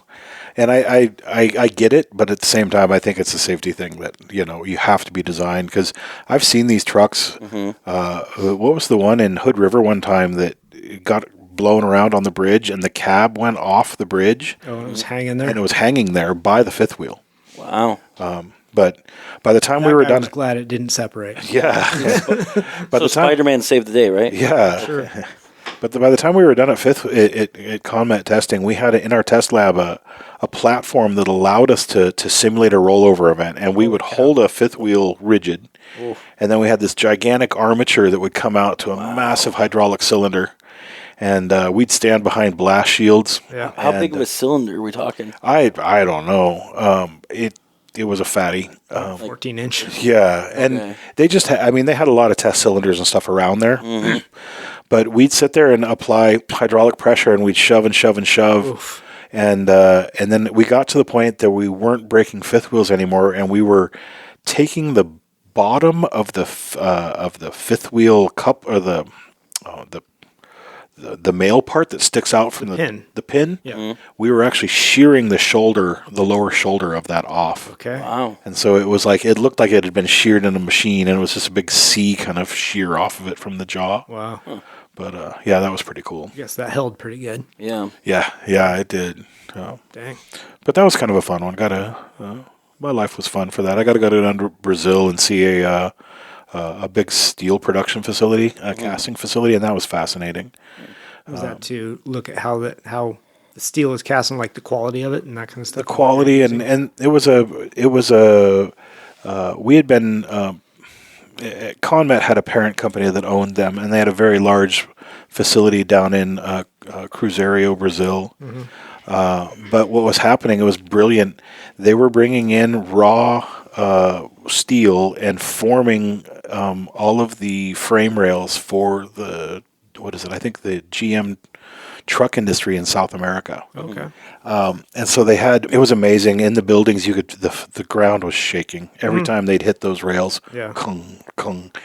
And they'd be punching out all the holes and everything. But then what happened is all the scrap from the steel went to the melt furnace. And they had really good control over the quality of their steel. And then all their melt furnace stuff went in, and they were casting railway parts and fifth wheels for us and stuff. Oh, okay. And so I was seeing, like train wheels get low pressure cast. Oh my gosh. Yeah, big wheel stuff like that. 3,000 degrees and just stamp them out? Well, it's a low pressure thing. It's actually got a mold, and they fill it from the bottom slowly. Oh. Yeah, it's pretty cool. Oh, wow. Interesting. But yeah, I got to see stuff. That was amazing. Yeah. Those little things. You don't realize what you're seeing at the time. Yeah, but later on you look back and you're like, that was quite the experience. Yeah. Yeah. That's crazy. Had quite a few of those. I wanted to touch back on the testing of the stub axles and you're slamming the motors 100% and backing them off to 80% regen. How realistic is that for real life driving? We don't really know. There's a debate on that. Yeah. Really? Yeah. Just because going back to that idea where we're talking about, and this is part of the thing with a electric motor, there's no lash, there's no spring. Right. Yeah. There was a lot of debate around it. Will anybody ever be able to get enough traction to get this kind of a load onto the thing? Right. Why is there no spring? Why not just have it where it's like magnetically controlled on the outside, like a torque converter? Not within the realm of what we do. Because it won't spin fast enough or hook up quick enough? Wouldn't hook up the same. But I was going to ask sort of the same thing. Is like, has that ever been thought of to design into just a little bit of relief? Yeah, I just saw an article in Industry Mag the other day where they were actually talking about building rotary dampers into electric drive systems and how they had to work. Yeah. And they got way over my head really quickly. But it's people are looking at it for sure. It's just interesting because it becomes that idea. I think right now everybody wants to just program around the problems, which is understandable. Yeah, and doable. Yeah, probably the easier solution rather than over engineering something else. Yeah, but it's not permanent because other people will reprogram. But I mean, do at your own risk. You're going to break it. Well, but at some point you're going to get to the limits of a program. You're going to no. How? What do you mean how? You can program anything. Yeah. Imagine as you will. Yeah. There's no limits to that. There's a finite number. No, there isn't. Why would there not be a finite? How fast can GM hit the Magna-Ride suspension? Yeah. I mean, they're changing an electrical current in a shock absorber, I don't know how many times a second. Milliseconds. Yeah. And we can react electric motors almost before you think about it. But why wouldn't it come down to hardware before that? Hardware, but not you said programming. Yeah. So programming, you can only program why would you for example move it say from a thousandth of a second to a millionth of a second? Okay. When you can take a material that would apply elastic, and now you could reduce it back to a millionth of a second. Cost. And longevity. Anything with anything that's got elastomer or spring in it, it won't last. It'll wear over time. Yeah. Yeah. Especially with that kind of torque, it's going to wear a lot faster than. Yeah. Remember the Goff's donut out of their C5 or C6? Yeah. C5. We use the same coupler donuts at work. Oh, really? Yeah, those hex big rubber donuts. Yeah. And we shove our stuff through them. But yeah, those things they're workhorses. Okay. But they wear. Yeah. We replace them. I mean, he's not running nearly that horsepower or torque. No. And he destroyed it. I mean, it took 20 years, but something like that, yeah. So I was going to ask, in terms of because we're talking about experimenting and seeing limits and stuff, Jason, what would you recommend for people trying to do this at home then? Or is that even something that people shouldn't be testing with, especially with electric motors being so powerful and high voltage and whatnot, To be honest, I think people are doing it. Well, I think people are doing it on a basic level. Where I work, we've shied away from it a little bit because there is so much fine-tuning that people want that takes a lot of time and takes a lot of involvement. Real fast, can you define a basic involvement or a basic... You just said that. I'm just trying to think. What are you talking about? Well, you said that people are doing it at a basic level. Basic level. Do you mean just a motor swap and then they're just... Yeah, they're taking a Tesla, is that what you Tesla chassis and putting it in something else? Yeah. Yeah, it's... I mean, I could take one of our motors and hook it up and disconnect my drive shaft to the diff on my truck, and I could direct drive the yoke on my differential for my truck. Okay. When it starts coming into controlling how the power is ramped and applied and how it's scavenged back out, or if you want to start getting into torque vectoring or compensation for ABS events, that takes a level of programming and interfacing that it takes somebody who's very knowledgeable to get that to work well. And it's just we don't have the resources to support the small builder doing that. Okay. And that's, I think, one of the biggest challenges. So I think a lot of times, people will get the systems, put them together, and they'll be functional and they'll be good. Yeah. To get them to be really optimal and to get everything out of them, it takes some. That's another level. It's another level, and you have to have somebody who's in it and knows. What about on that line of somebody building, a backyard project, quote unquote backyard? When they do get it running, they've got a workable unit, whatnot. What kind of software in that does it take to communicate? What are we working with? I was surprised when I got in there. We've, I guess, recently discontinued our offering of them. But we were a supplier for AEM control systems. Okay. And I was amazed at some of the stuff that was that can be done through AEM. I haven't worked with it directly myself. I've seen the other people around working with it. But we had a guy out in Hood River at one point in time that I was talking to he had an old Honda, the CVCC, the original Civic.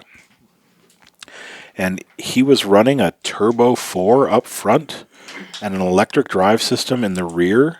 Oh, wow. And he was running 2 separate AEM control systems, one for electric drive, one for internal combustion, and then had a CAN bus connection between the 2 of them. So they talk to each other. They talk to each other. Yeah. Now, did he have to program it special in order to understand what each was saying to it? There was some work that went in the background with some of the programmers, I'm sure, with what we do. But with AEM software, you can get control of a lot of that stuff. That's where I'm like, I need a guy. Yeah. I need a guy for that. Yeah.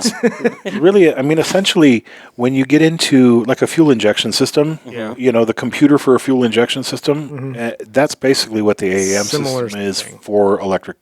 Or they can do, AEM will do fuel injection and car controls too. Yeah.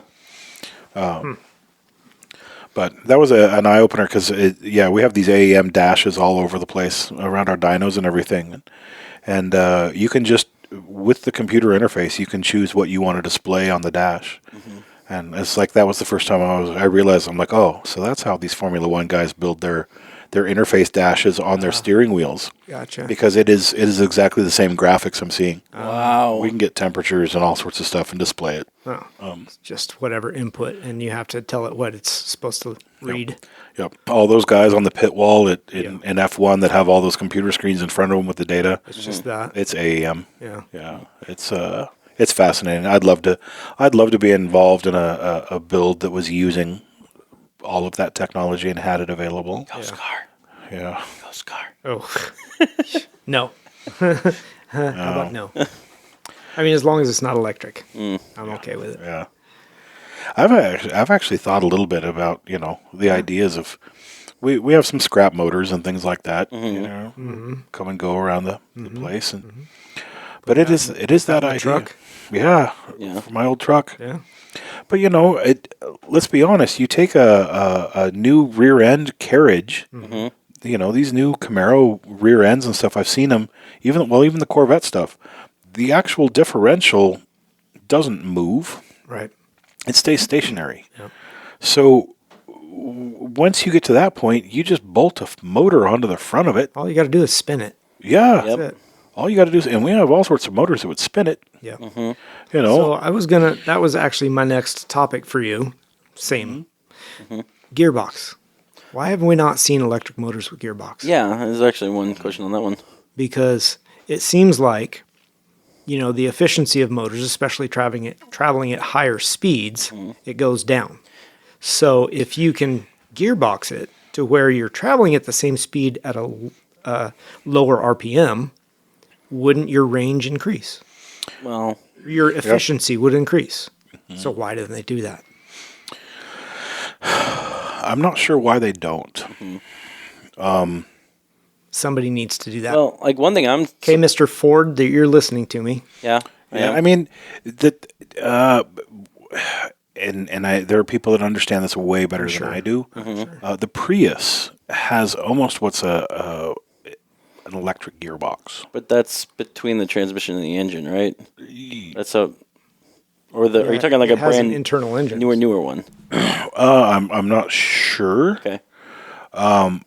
But it has to do with when it changes over between electric motor and hybrid drive as to how it's applied. The way I understood that is the electric motors powered a different set of wheels than the ICE motor. So that you can have, basically when your electric motors kick in both at the same time, your engine and your electrics, you have greater efficiency on your engine because you're helping. You're getting a pull. Yeah, you're getting pull. So Wyotech, I took a hybrid specialty classes multiple times to learn about this. And with the second gen Priuses from 2005 and up, how that worked was they had engine, between it they had an electric motor, and then they had transmission between it. So a transfer case. Essentially. Okay. Because the electric motor would then, you could use it to power through the transmission and power all the wheels. But it was an automatic transmission, correct? Automatic transmission, yeah. As well as they didn't use a starter because they used the electric motor to start the engine. Yeah. That was, I'd searched and searched for a while. There was a company, I think they were the late 80s, early 90s, called AuraGen. AURA-Gen. And they were making a unit that replaced your torque converter and your flex plate. Okay. And an electric unit? An electric unit. Okay. Wow. And I don't know if it only worked with automatic or manuals or both or how they were doing it. Yeah. But basically it was a generator, and it generated 220 or 240. Oh, wow. And they were testing it in some utility company vehicles. But it eliminated the alternator, and it eliminated the starter, and it was all just powered off the electric motor back in there. I've seen something similar to that in old cars, where they replaced part of the driveline with a generator on it. You know, why isn't the same thing being used, but like with a motor? I know. I want that technology for my old truck. That's one of my goals. I want my alternator missing. Yeah. Yeah. And I don't want it. I don't want to run it off my drive shaft. You know. Yeah. Yeah. But you want to be able to generate the power some other way. Yeah. Yeah. And I'd love to have my starter missing too. Is that what? Oh, just to have a bare block in there? Bare block. That'd be awesome. Hanging out there. That'd be so cool. Is that what Gordon Murray's doing to the T50? I cannot speak on that clearly. Okay, we'll have to look into that one. I know that was. I know that they eliminated as much as they could. Yeah, I don't even think there's a belt on the front of the thing. Right, because they went with all like electrical oil pumps, electric water pumps, all that stuff. That's one of my goals. Is I want to get the water pump off. Yeah. And I want to go to a electric water pump, a tank mounted one or a remote one. Yeah. But I don't want. I want this weird thing where somebody opens the hood of my truck and looks on the engine and goes. It looks halfway complete. It's like, that something's wrong. Run? Yeah, what's wrong here? Yeah. You know, I want a block with a harmonic balancer. And that's it. And that's about it. Nah, you need to leave on like the tensioner pulley and a couple idler pulleys just to mess with people. They just go in circles. They do nothing. What's that for? Just to waste energy. Yeah. Make people feel comfortable. Right. Yeah. Oh, it's got a belt. It's fine. Yeah, it's fine. Well, speaking of your builds, Jason, one question I've got is how come you have a Camaro, 85. Have you incorporated any, or are you allowed to say, any technology from your company into your vehicle? No.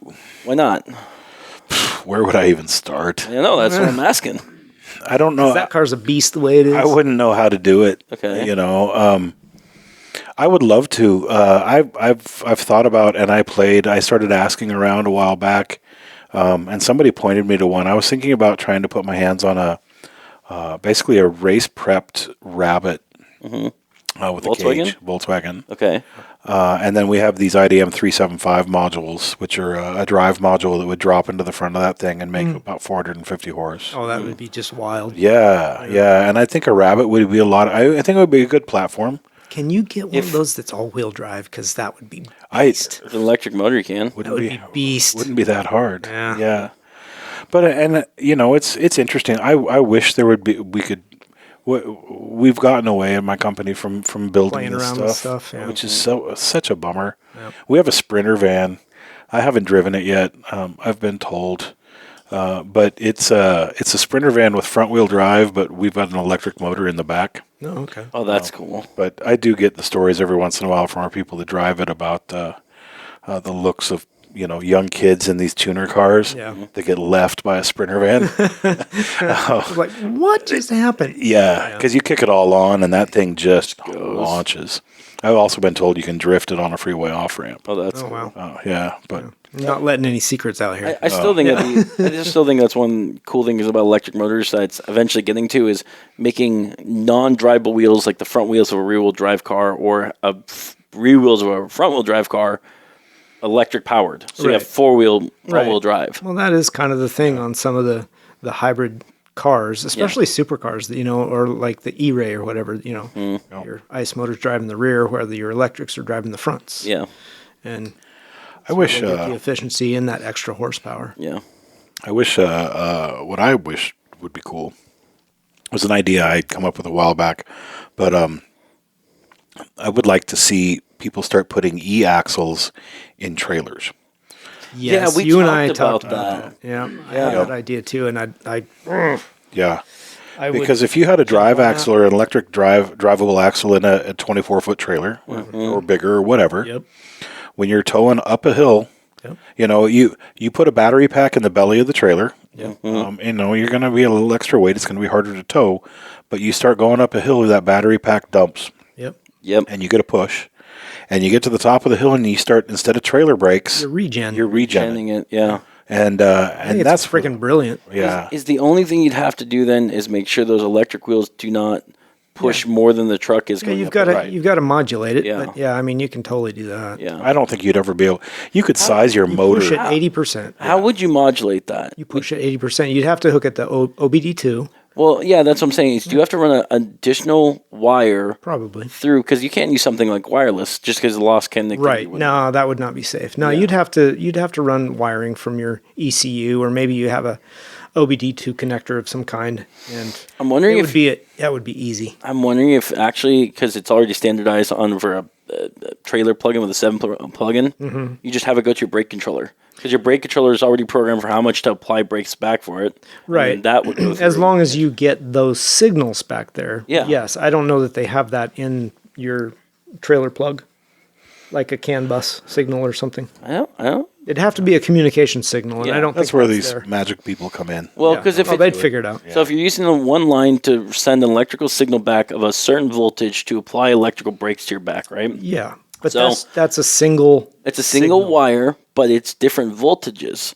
So you can have something in your trailer take that signal. So whatever voltage it gets for that, you're talking about doing a CAN bus. Correct. So and then that would go that. Yeah. Yeah. I got you. Yeah. That way you could have it on a standardized plug without having to. That would be ideal. Yeah. And then. Absolutely. Yeah. Interesting. And I'm sure if that ever comes to light, which it should. Yeah. For big rigs, for personal rigs, good grief. Yeah, that would be amazing. I had thought about it for a long time, and it was a really cool idea. And then I found out, I think, is it Bosch is doing it in Germany already with semi? I had heard somebody is piloting it and trying it, but it's not happening fast enough. Yeah, it's our newest listener from Untitled Car Project. I think, isn't the Airstream has an E-Stream now? Oh, really? That's cool. And I think they may have an E-axle on it. Okay.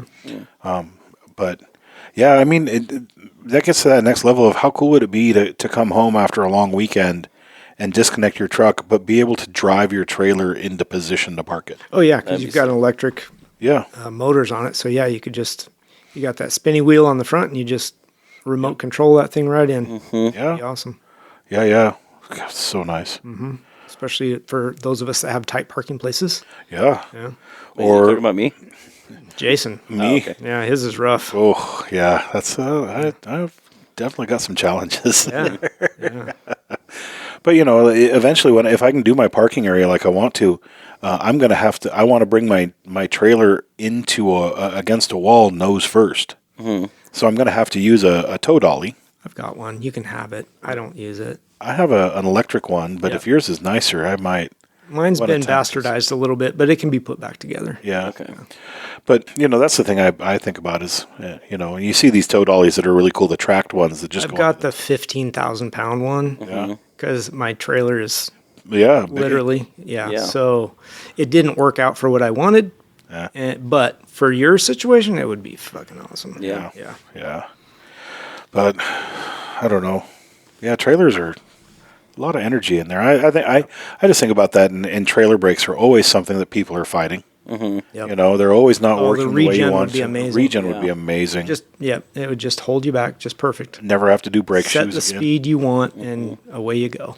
Oh, that would be nice. Yeah. Cruise control controlled by your trailer. By your regen. Yeah. Yep. That'd be good on that one.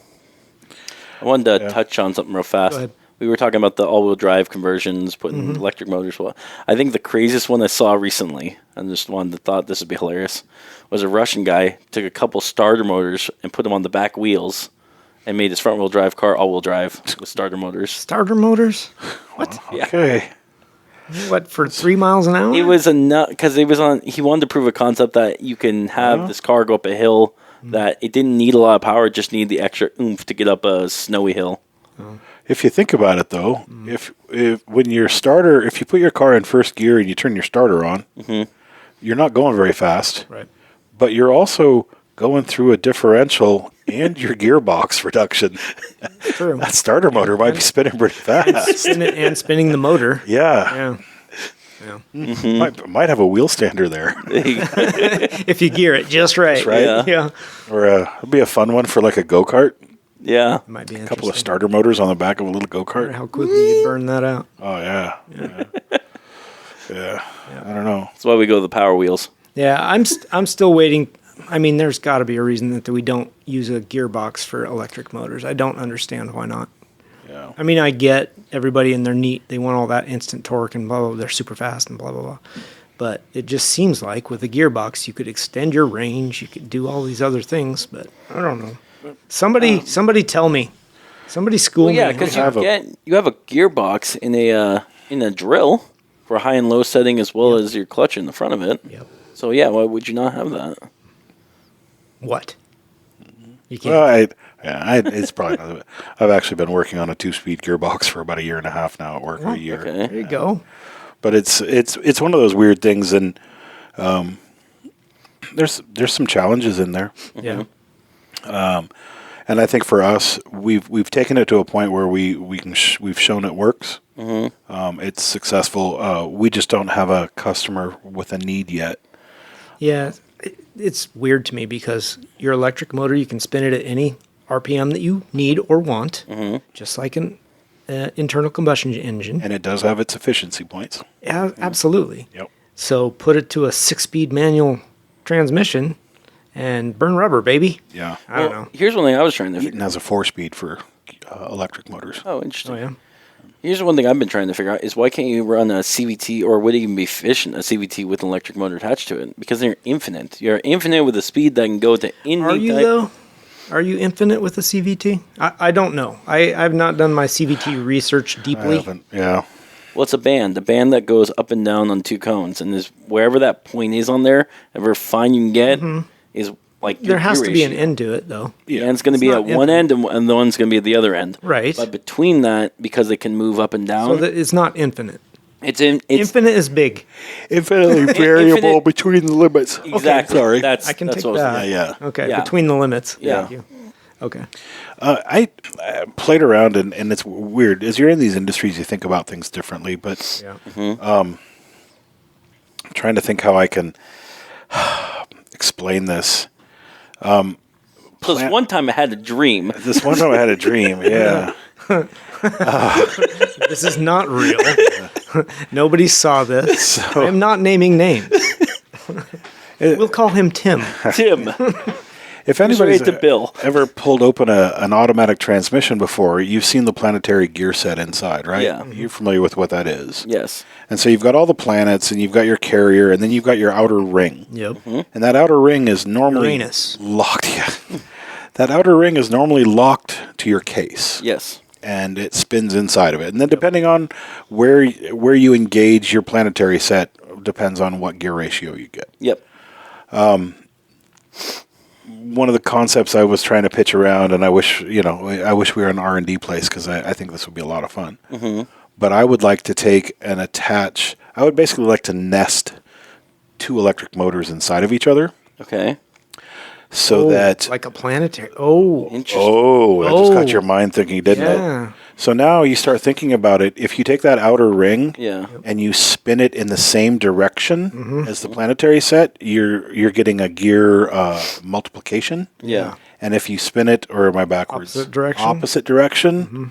And so you can control your outer ring independence, its own speed of spinning relative to the planetary set, and then you end up with an infinitely variable gearbox. Oh my Interesting. Lord. But that would, mind blown. So the limitation is that would not only be Freaking genius. the motor sizes, but then would be the wires to get to it, correct? Right. You'd have to come through a slip ring, and they're not cheap. You know, and it's a wear part too. That's the thing, yeah, because they have fingers that apply to it, right? Mm-hmm. Yeah. Yeah, getting that much power in is not easy. Well, that was one thing I was going to ask on that, and another guest we'll have in the far future. But wireless charging has been making a huge advancement. We met someone at SEMA who claimed that they can charge your car from 20 feet away and on the go. Right.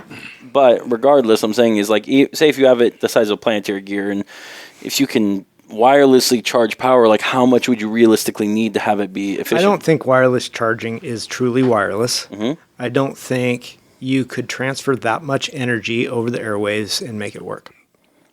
Okay. Probably not without I don't think not without electrocuting yourself. Yeah, or having a bunch of three-toed frogs. And we're talking about enough power that 1.21 gigawatts. You might as well get a lightning bolt to hit your car and just keep going with you. Oh, we could do that. Yeah, it's been proven in Marty the movie. McFly, baby. Yeah. Doc Brown, he's got it down. Yes. Yeah, part of our mission with work stuff. I don't think this is a problem, but we are on the mission in our dyno room to actually. If you say hit 88 miles an hour, I'm going to lose my mind. No. It's 98. We are actually in the process of working towards honestly delivering 1 megawatt of power to an electric motor. Good Lord. For testing. Yeah. We're not far off of that already, but we can do it. We can come close for really short times. Yeah. But the idea is that we're working up towards motors. We have a motor that's offered in our catalog right now, and we're talking about it with people. But it's going to make probably close to 1,600 foot-pounds of torque. Jesus. And it'll be about 570 horse. That torque is insane. Here's a question to ask. Actually, this is relevant. 1,600 pounds of torque. That triggered in my mind Milwaukee Tools. They make a gun that has 1,600 foot-pounds at the end of it. Impact. Okay.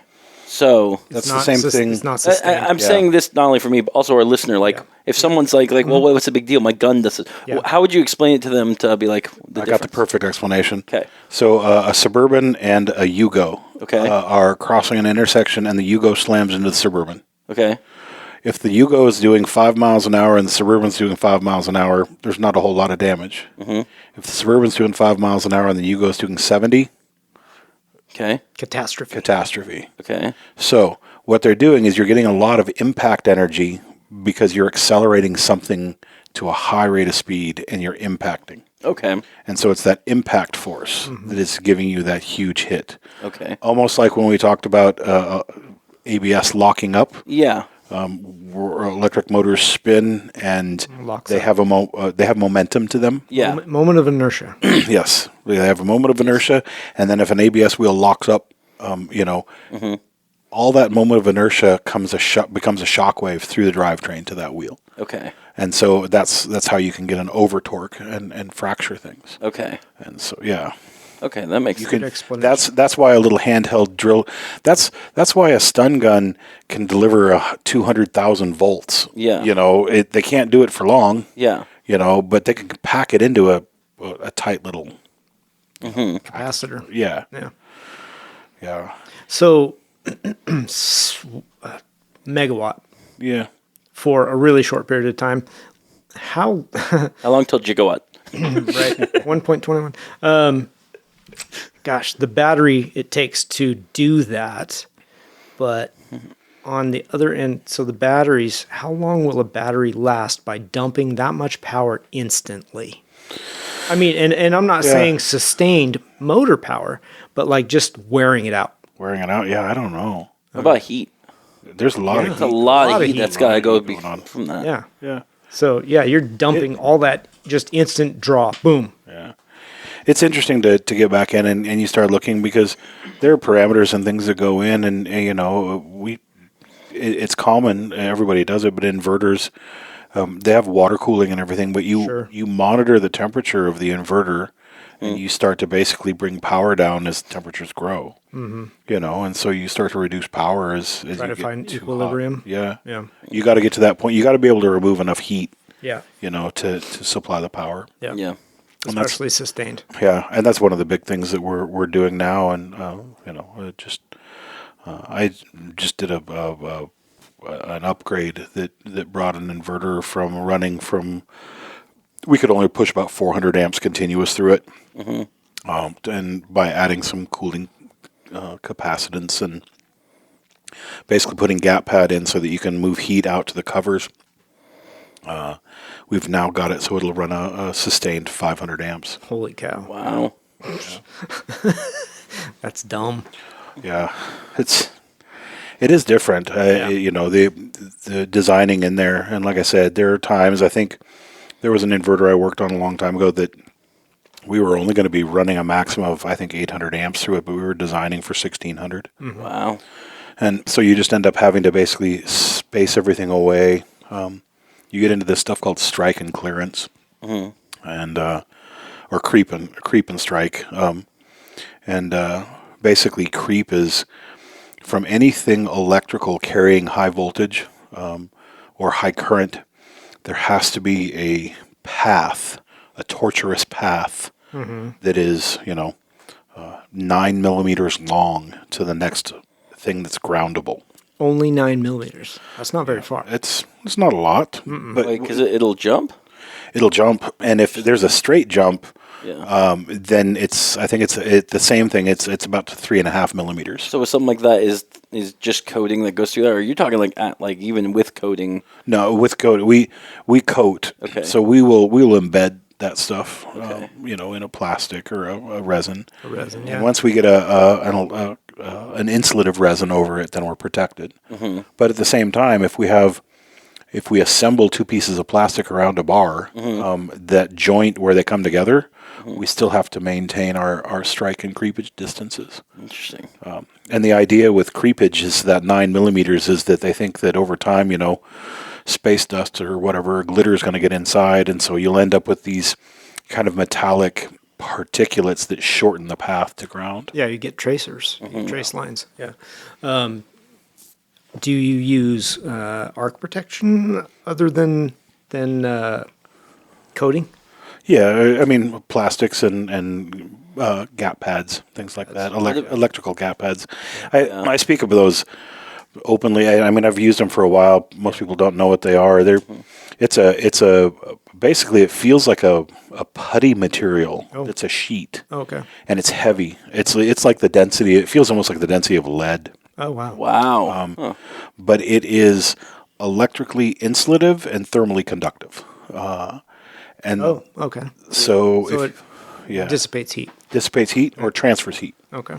So if you've got a capacitor that's getting hot, you can actually stack gap pad on top of it until it touches the next piece of metal. Oh, wow. And then when you assemble it together, if you can get a little bit of compression in there, you can move the heat off that capacitor out Through into the the metal. metal. Yeah. Is there any type of gas or liquid you could use rather than a solid like that? There is. There's a fluorinated something that's out right now, I think, or one of the engineers at work had a sample of it the other day and was talking about how environmentally nasty it is. Yeah. But it is a liquid that is used. You can submerge electronics in it, so you can literally take a running computer plugged into the wall or whatever, and you could take a bucket of this stuff and just submerge your computer into it. And it doesn't, Isn't that mineral oil? it doesn't conduct. It doesn't conduct. It conducts a lot of heat. Yeah. Pulls all the heat away. Wow. Yeah, isn't that mineral oil? Because I know you could do that with that. I don't know. Couldn't tell you. Not sure. I know that most oils don't conduct. I mean, Yeah. we use hydraulic fluids, motors, submersion hydraulics, and they don't conduct. So, Yeah. yeah. Yeah, heat. I tell you, heat transfer. Yeah. That's the main thing that, That's why you don't have black Battling. seats in 120 degree weather in Arizona. There you go. in a convertible. In a convertible. Yeah.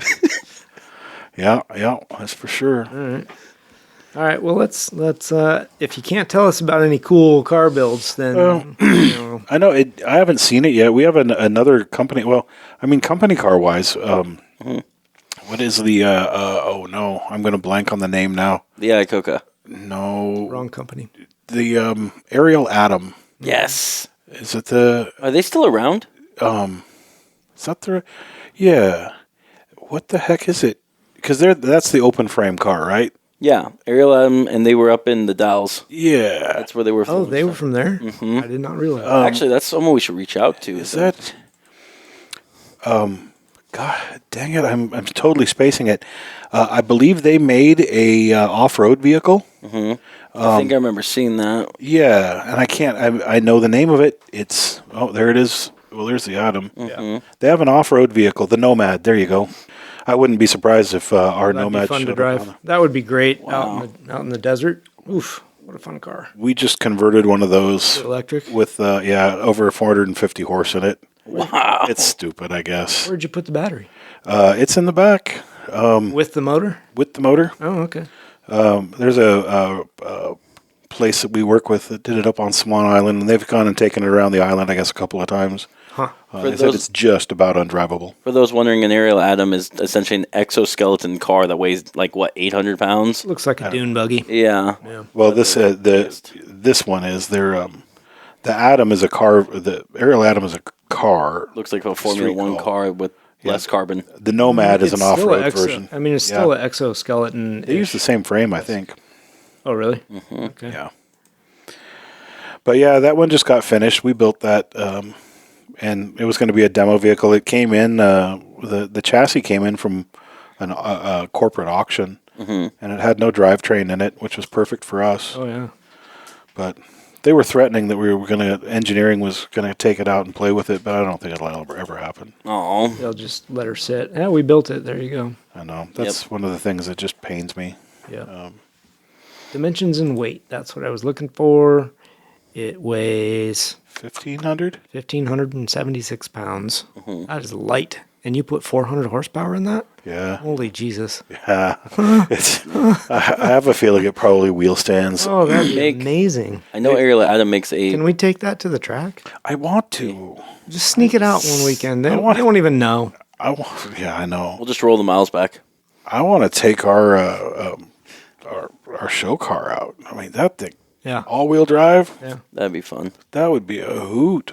I was going to say, they do make an Ariel Atom, or they did, that had a 3-liter V8 that made 500 horses. Doy. Yeah. Doy? That's crazy. Hang on. This is a Ford 2.3 liter dual overhead cam. That's what comes in it. Mm-hmm. EcoBoost motor. 2267 cc's. You know it's small when they have to measure it in cc's. cc's, yeah. Alrighty. I wanted to talk about the Nürburgring. Okay. C8 ZR1, 1,064 horsepower, supercharged. No, twin turboed. Right? Let me look at that.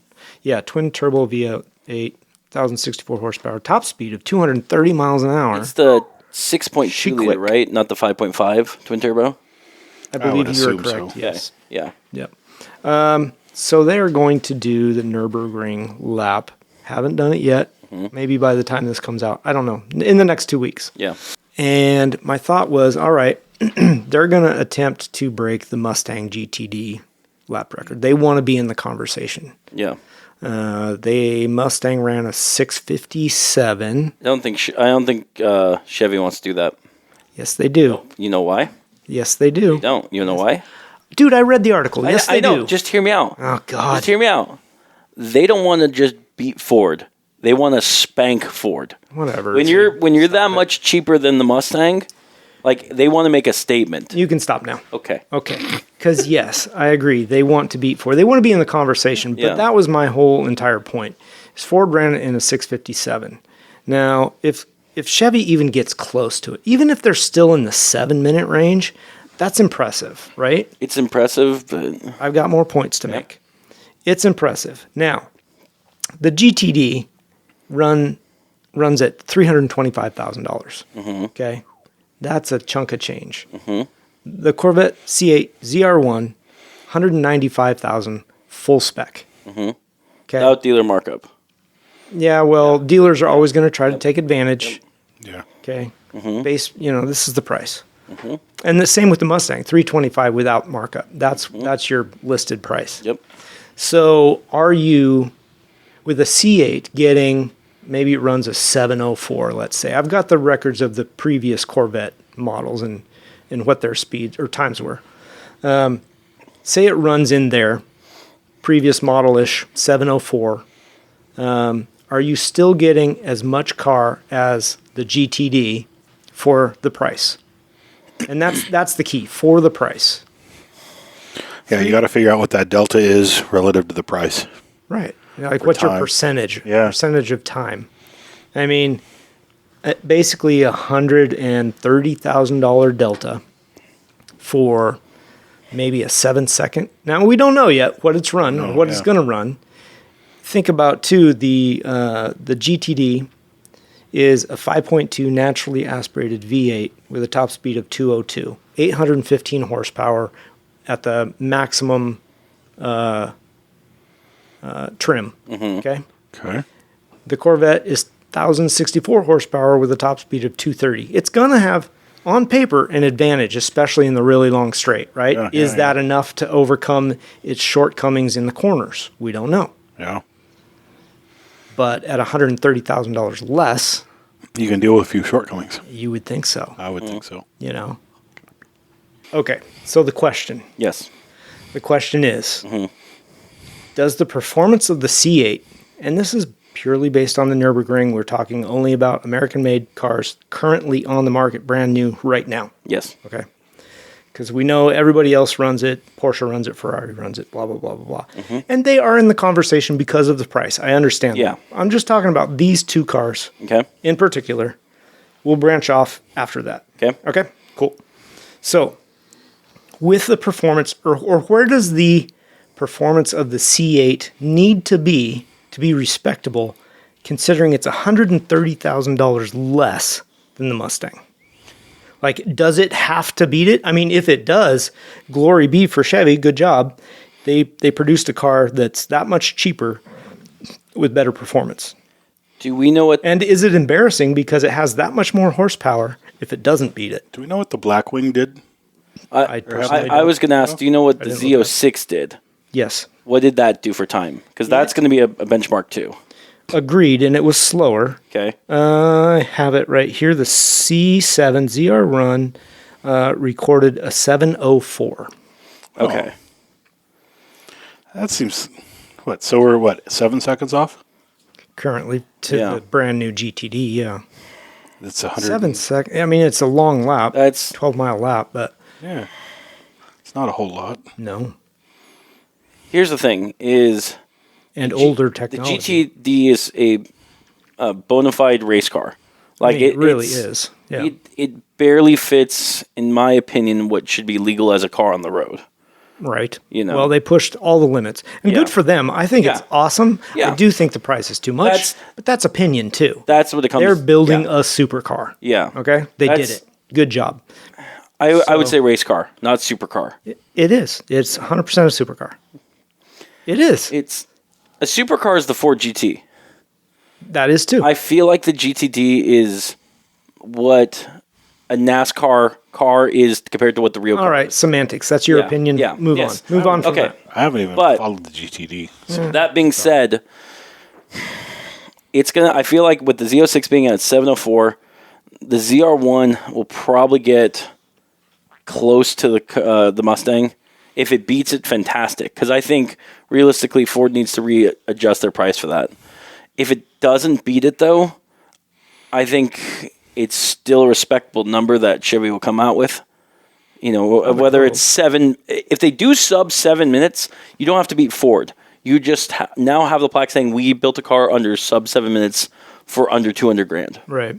So that's an accomplishment. I agree. I agree it doesn't have to beat it, and it's still respectable. It's a little bit like at 1,064 horsepower versus the 818. They are completely different. To me, they're not even in the same class. It's like a Demon versus... Because of how Ford built that car. Yeah, it's like a Demon versus a Viper. Yeah, they're not even the same conversation. Yeah. Agreed. You know? At that point, horsepower numbers don't matter. Exactly. But They're built for two different uses. At 1,064 horsepower versus 815, I don't know. It's weird. The C7, 6.2 liter supercharged V8, 755 horsepower, top speed of 212, and they did it in 704. With that, if you take that, say, Corvette lineage, the new ZR1 should be considerably faster, at least 4 seconds faster, right? Get us at a 7-minute Well, on top of that, you have tire technology of what? Very true. 10 years plus 7 years, something like that? Very true. Yeah. That's a good point. Going back even further, the C6 ZR1, the same 6.2 liter supercharged V8, only producing 638 horsepower, top speed of 205, 719. They did it in 719. It doesn't just come down to horsepower. It comes down to technology over time. All kinds of things. We're talking now. We've got it has to handle. It has to brake. It has to do all that other stuff. Magnetic ride suspension. Yeah. We have carbon fiber ceramic or carbon ceramic discs. Right. Aero that's absolutely out of this world to give you. It's gotten so much better. Down absolutely. And then grippy tires that just stick like no one's business. Yeah. Yeah, and I was just bringing up the older ones as a comparison. Yeah. I mean, with those thoughts in mind, the aero, the brakes, all of that, to me, the C7 did really well at a 704. Yeah, that's really good. Almost 20 years later. I will say this, though, and bringing up a foreign car just for a second. All right. Okay. And this is recent. Yes. The Porsche Carrera GT. Yes. They put new tires on that. And compared the lap from 2004 from now with just tires. That's what I was going to ask is what year car was it? Yeah, 2004 now. Okay. And I think it was 35 seconds faster. Yeah, just with tires. Just with tires. Yeah. I mean, imagine now you put a C7 ZR1 and put a new fresh tire. Like, just a little bit more technology. Mm-hmm. How much faster are those cars now, actually? Because a lot of research and development went to making the best something else car. We talked about last time this came up. When the GTD did its initial run, the drivers. Yes. You put a different driver in the same car, he's not going to get the same lap time. Depends on the day, too. Absolutely. Because the Nürburgring is only open so many times every manufacturer wants to get to it. Yeah, for sure. You got to have prime conditions. Yeah. And they don't shut it down for you. No. It might be you get an hour run in the morning when it's still raining. Maybe. Part of the Nürburgring. Well, the other thing is it's so big. You have different environmental systems. You absolutely do. Yeah. Your car might be great at the first quarter of it, but then the back half, it's rained. Great. Now it's no longer any good.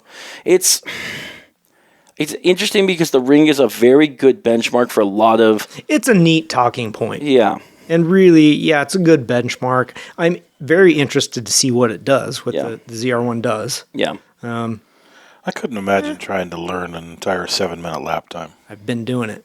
Have you? Really? On the sim. Yeah. Nice. Yeah. Wow. You start recognizing a bunch of different, just as experimental. Yeah. But you start recognizing the scenery, coming up, what's happening, and wow. It's kind of a crazy lap to really drive it. Yeah. It's kind of nuts. You should try drifting it. That's been interesting. I'm not a drifter. I know. I had to do that for Kudo points in Project Gotham recently. Yeah, let me tell you. So neat. No. So the C7, as in comparison to pricing. Yeah. Okay. When it was new, top package was $124,000. Yeah. And we're looking at $195,000 now for the C8. Yeah. Top package. Not that big a delta given the time frame. Yep. Right? And let's see the current price. If you were to try and go find a good example of a C7 ZR1, you're looking at $150,000 to $225,000. So what? 150 to what? 225. They are above where they were selling. Yeah. They were selling because it's the highest optioned Corvette you could get, and it's still front engined, and it's the last one they made. And you can get a manual in it. Yes, you can. Yes, you can. Yeah. I saw it just poking around the other day. It caught my attention. There was a late model CT5V, which is only like a 3.6 liter twin turbo. Okay. Mm-hmm. There's the CT5V Blackwing, which is the nuts one, but it's like the 5V Sport. I think it retailed. They say it like base price started at like 57. Mm-hmm. Somebody had it used for sale and they wanted like 64 for it. Oh yeah. And I'm like, oh man, what the hell? Yeah. Yeah. It's like, is there rarity in those cars? I don't know. I mean, I think in the true black wings there are, but yeah, but that hasn't been out very long. Yeah, and the V Sports, the number of people that actually buy them is going to be fairly low. Yeah, it's like 400 foot-pounds of torque and 370 horse. Yeah. So it's not huge. Right. But, no, I was just surprised because it was like, it's the replacement for my daily. Yeah.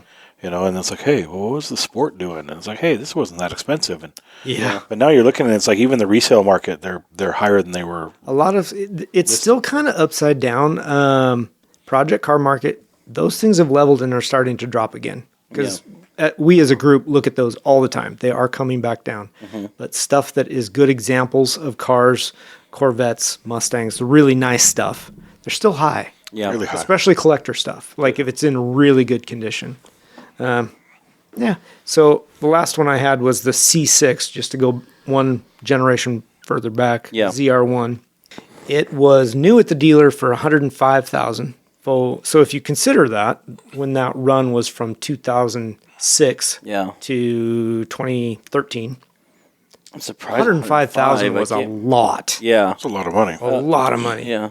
And currently they're listed between $75,000 and $90,000. Yeah. So that's, I mean, still high for that old of a car, but they're on the way back up. Yeah. Yeah. Yeah, just kind of interesting. Oh, you were saying about the Porsche. You also had mentioned the Ford GT. Okay. So do you know I can look it up. I was having trouble finding that. Here's the thing. If we're talking American cars or we're talking the Nürburgring. Let's just generalize it at this point. We've got, if you're thinking of the spectrum, you got the C8 Corvette at $200,000. You got the Porsche RGT3 RS, at 250, 300. Then you got the GTD, which is now at 400, right? Is that what you said? I'm sorry, I was reading what? GTD is how much price? $325,000. Okay, $325,000. And then let's just compare it, say, to the Ford GT, $1 million car. Yeah. The Ford GT, I don't think did a sub 7-minute lap. Can't even find a lap time. Yeah. Yeah. And that's a car that was literally built for Le Mans racing. Mm-hmm. You know, I would like to. 752. It ran a 752. That's not good. No, I bet you just some guy probably driving it. Yeah. I guess why I'm bringing up all those numbers is because even though every car is different, I really think that Ford GT is probably going to be slower on the Nürburgring than the GTD. Let's just say, right? Yeah. But you look at, say, the Porsche GT3 RS. That set lap records. I mean, heck, I was looking at it as low as 6 minute 44 seconds. Yeah. Yeah, right here. 6 minute 44 seconds in a car that's less than a GTD. I kind of feel like the Porsche is designed specifically for that. Yeah. And I don't know really that the Ford GT is. I'm having a hard time finding an actual lap time that Ford GT. Yeah. It's interesting because I feel like with those cars they're all going to be their numbers on that lap are going to be all different, but it's going to come down to customer preference. Yep. You know? Yep. I mean, heck, we looked it up. A Ferrari, 296 entry-level Ferrari is 6 minutes, 58 seconds, 0.7 seconds. Damn, that's fast. Yeah, it is less than a second slower than the GTD. And that's entry-level. 300. 296, you said? The Ferrari 296 entry-level Ferrari is about 300-ish. It should be roughly the same as the GTD. But you're talking, I mean, think of when the F80 comes out. What's that going to put down? Maybe nothing. I don't know. You know? Yeah. I don't know. Okay. But regardless, there's definitely faster lap times on the Nürburgring. Yeah. And it all fluctuates. It does. It fluctuates a lot, and it depends on, obviously your pocketbook, but what are you drawn to? Yeah. Personally, I would, regardless of the Ford GT's lap time, I'm drawn to that car. Not so much the GTD. It's kind of neat. It's cool. But Ford GT, I don't care how fast it ran. That's a freaking cool car. Let's just say this, for example. The base level, entry level Ferrari is a second slower right?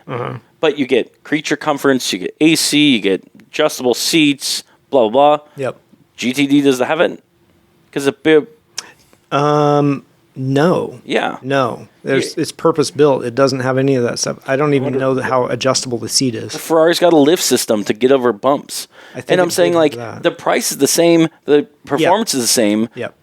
But what do you... What's the cost of ownership for the first 30,000 miles? Yeah, that's a valid question, too. Ferrari's got a 7-year warranty right now, so... Well, so does that but cover that's not service? the cost. That's not the cost of ownership. Yeah. And I would bet the Ford GT is less. But Yeah. I don't know that for sure. I would bet it is. I bet you it's going to be less, but I bet you any of those composite panels break or anything is going to be more expensive than the Ferrari. I don't know. Custom built. Ferrari panels are not cheap. Yeah, it's true on that one. You don't have to pay import tax on any of it. It's all done here in the U.S. Probably. Yeah. It's true on that one. There's some give and take, I'm sure, on both sides. Yeah. But also, likely the Ford GT with limited run. And I know the Ferraris also are that way, but it's going to go up in value. Let's go back then. Say the C8 then. Okay. Compare. Let's say it is going to be comparable. Let's say it doesn't beat it, doesn't get to it. Let's say it is it's comparable. Yeah. Okay. You're $100,000 less. You have a 2-seater car that's the same performance GTD. Usable on the street. That's usable on the street. Yeah.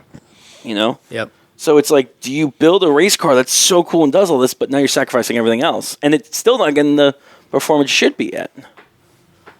You don't think it's at the performance it should be at? I feel like if you're building a pure race car that's quote-unquote for the road, it should be down where that GT3RS is down. You think it should be down? Yeah. It should be way lower. You shouldn't have a entry-level car from any company touching. Well, I didn't look this up, but think about mid-engine versus front-engine. Okay. I would bet front-engine cars run slower lap times all across the board compared to a mid-engine, a Porsche, a Ferrari, anything like that. That's right. I didn't think of that one. Yeah. Because, the closest thing that's front engine that's even on their list right now. It's Corvettes. The next one down is a Dodge Viper 701 ACR. Yeah. Which, again, respectable. And that was... That one... That was in 2017. That was in 2017. Yep. You put a new set of tires on it. You put a 9-liter Extreme into it. I don't know if that GTD is going to keep up. Well, see, that's not... Yes, on the tires, but not on the motor because this is, as you can buy it off the showroom floor. Well, technically you can. It's got to be an aftermarket, though. Intense run. I was looking up and I decided to look at what Koenigsegg times were. Ooh, what'd they say? Yeah. Well, and they have the CCR, but it's only got a lap time like 734. But even at 734, that's an average speed of 101 miles an hour. Yep. For 7 minutes and 34 seconds. Yep. Wow. And they have a what is it? They have a P1 LM that ran in a 643. But it's like, I don't know what the average, but it's like 101 miles an hour is it's cooking. It's stressful. Yeah. It is stressful. Yeah. It's concentration every second. Yeah. Yeah, and hitting your lines as perfect as you can. Because over that, 12 and a half miles, 13 miles, hitting perfect marks is not going to happen the entire time. Not just that, you're also like you're trying to be in tune with your car, listening to it. Yeah. Trying to see if those drivers they're super good. They're top of their game, right? Sure. But yeah. Yeah. An intense situation. But back to the Viper, I was saying you're right because it's a front engine car. It's probably the only thing closest to the Dodge Viper. But again, the Viper, it's usable, quote unquote. Quote unquote. Quote unquote. The ACR is a pretty race car though. It's not really street car. It's got a radio. It's got an AC. It's got a heater. Am I wrong? I don't know. I need. Are you sure it has a radio? I don't know that it does. Yeah. It's got a. John's doesn't. No, that's the original ACRs. The Jim's Viper has the screen on it. Yeah. Yeah. That's too bad. No. It lost a lot of cred with me. Dun, dun, dun. All right, let's move on. Okay. You want to talk gearing? Yes. What do you want to talk about? I don't know. So we posted on Instagram. Talk about your rear end. My rear end. Let's talk about Grant's rear end. Falling off my car. Grant's gear in his rear. Yeah. Well, so we've talked about it a few times on the show about like me swapping gears in the Liger, and now it's actually coming to the point where we're going to do that. The rear end is out of the car. Rear end is out, okay. And the whole point of that originally, and this all goes down to, I guess, why it's the rear end's out now is because I didn't fully understand gearing completely going through this. Okay. So when I originally swapped out the transmissions in my car, going from a TR3650 to a TR6060, the entire point of that was to have a transmission that can hold more horsepower for when I'm ready to build up the engine. That was one thing. What I looked at the end was the final drive was similar and was the same. So that would be like, okay, my speeds of highway are going to be the same. Yeah. I didn't take in consideration the rest of the gears, first and second gear. Mm-hmm. That being that the gears in first and second on the TR660 are way taller. Benefit to me, which I'm like, hey, that means I'm holding a lot more speed. I don't have to shift as often. Great on the racetrack. Downside is I lost all of my acceleration at a dead stop. Yes, you did. So, again, doing math again, with a 410 swap in the Liger, that now brings me back to my original gear sets. So I've got the durability of the TR660 while having the same gear ratios as the old gear set, so I have all my acceleration back. Mm-hmm. I guess why we brought this up is just like, if someone's building a car, that's something, I didn't take it into consideration. Oh, absolutely. I think you absolutely have to take it into consideration. Yeah. Yeah. And how do you know? And your use of the vehicle, too. Like, are you going big track racing where your low end isn't as important and it's more important to run it out so you get that top speed? Or are you autocrossing every weekend where you've got these tight little turnarounds that you need your acceleration? Yeah. Well, that's one thing I was going to say is a lot of people, they'll do, like, for example, if they need their acceleration, they'll just swap out the diff, change the gearing down into it. Yeah. But then I feel like not a lot of people take into consideration what your transmission is actually doing to that one. Most people, don't change their transmissions. You did. Yes. So that required some rethinking of where your rear end and how that played together. Yeah. You know, most people are running a stock transmission of some kind. Yeah. So, they're just going to swap out the rear end. Technically, mine's a swap. I don't know. We're going to get to you. I want to know what you're running. Yeah. So what I can remember. Yeah. I was going to say, because mine is technically factory. Because it's from a GT500. It's from the same platform Mustang. Let's back that up. Okay. It is not factory. It is not what came with that car. The TR660? Did not come with your car. Not with my car, but That's what I'm saying. Yes. With a later version. It came with same year. It came with a Mustang. It came with a different but not model. the same one. Yes. So it is not stock. Well, here's the other thing. So if you've got taller gearing, say in the GT500, and it's got the same rear end, same transmission, but now your power is way different, why would you not then say take and put a 410 in the back of it? So now you have the same acceleration as a GT instead of a GT500. Absolutely think. Huh? Well, yeah, it depends on your use. Top speed. Yeah. Okay. But for first and second gear? If your end gears are the same, but your first and second gear are way taller. Sure. Wouldn't you you'd be losing acceleration having those taller gears, right? Yes. So wouldn't it make more sense to either swap out the back end or have the gears be the same? To me, it does. Absolutely. Well, Jason, what do you think? Come on, engineer. Math it. Well, I mathed mine a long time ago. Yeah. But I don't know. It's a hard thing. That rear end gear swap is a big one. As far as signing up for it, okay. I don't know. I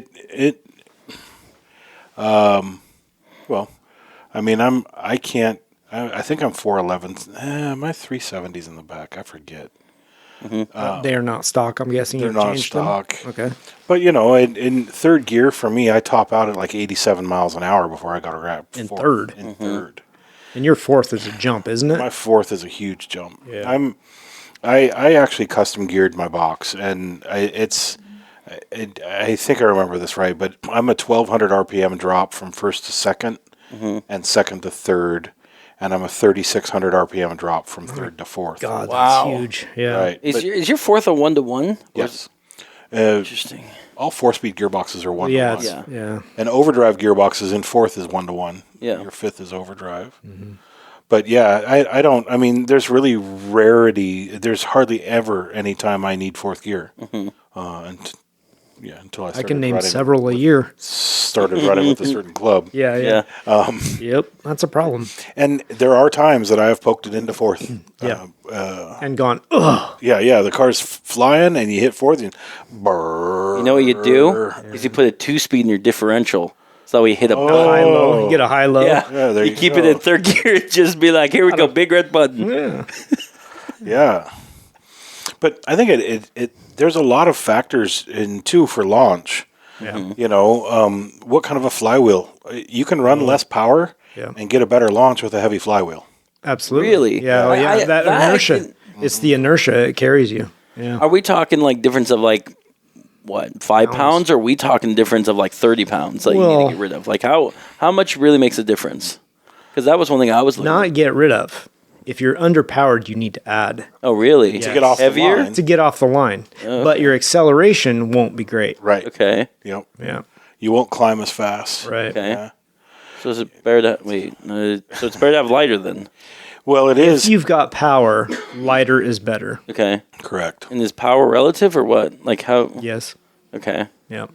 It's relative to your power to weight ratio. Like you're running a 4,000 pound car. Mm-hmm. So you're kind of underpowered for the weight of your vehicle. Yeah. Probably it's give and take now. Yeah. It's give and take because if you run a heavier flywheel, your launch is going to be great. Yeah. Because you rev up, but it takes a little bit to get your revs up. Oh, I never rev up. Jesus Christ. No, it's true. I don't. Whatever. Yes, you do. So you rev up, you drop the clutch, quote unquote, and that inertia of the flywheel allows your rear end to get moving. Do you guys really shock the system like that? Yeah, absolutely. Yeah. And it doesn't drop. It doesn't drop your RPM of your motor, so you accelerate off the line good. Okay. But when you put your foot to the floor, it takes longer for it to get up to speed. Yep. You guys don't find a friction point and have it pre-spun before you let go? No, Why not? because you destroy your clutch. But you get the best. No. What? You would destroy your clutch. Well, you don't have that problem because you have a stock clutch. Yeah. I do not have a stock I can't clutch. do that. Because I cannot do Yeah, that. with that one, you feather it in so it starts gripping, and then you add power with Absolutely that. not. Because I feel like if you add like say 4,000 or 5,000 RPM, drop the clutch, you're gonna just blow the thing to bits. No, you're not. I'm full on dropping clutch while yeah. I'm throwing power because I just want the hook quick. Yeah. No, I accelerate. I mean, I'm very quick at it. It's not like I hold the throttle down, but I accelerate, clutch out. Yeah. Clutch out. You do not feather a clutch that is only 8 inches in diameter. Yeah, mine I give like a gas to bring up the RPM like 2,000, feather, find the friction point real fast, let off and go. Yeah, because you have a stock clutch and it probably weighs 38, 40 pounds. My clutch is the flex plate on my clutch is a ring gear, and it's one of the quartermaster ones. Yep. 5 pounds, Yep. 6 pounds?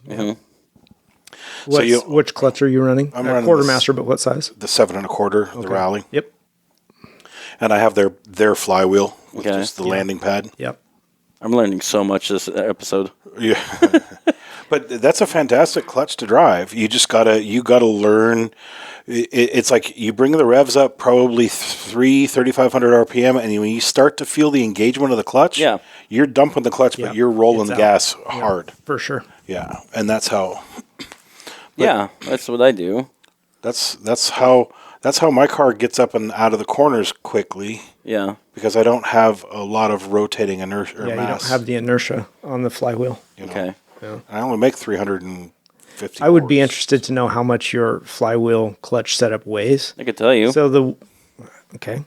Not now. I just look it up because You say I run a factory clutch, which is true but not true. I run the McLeod clutch. That one. But you're still, by the time you're looking at cover and clutch and flex plate. Are you running a flex plate or are you running a pressure plate? Pressure plate, I'm sure. Whatever stock with factory. Okay, it's pressure plate. You're probably 55, 60 pounds in there.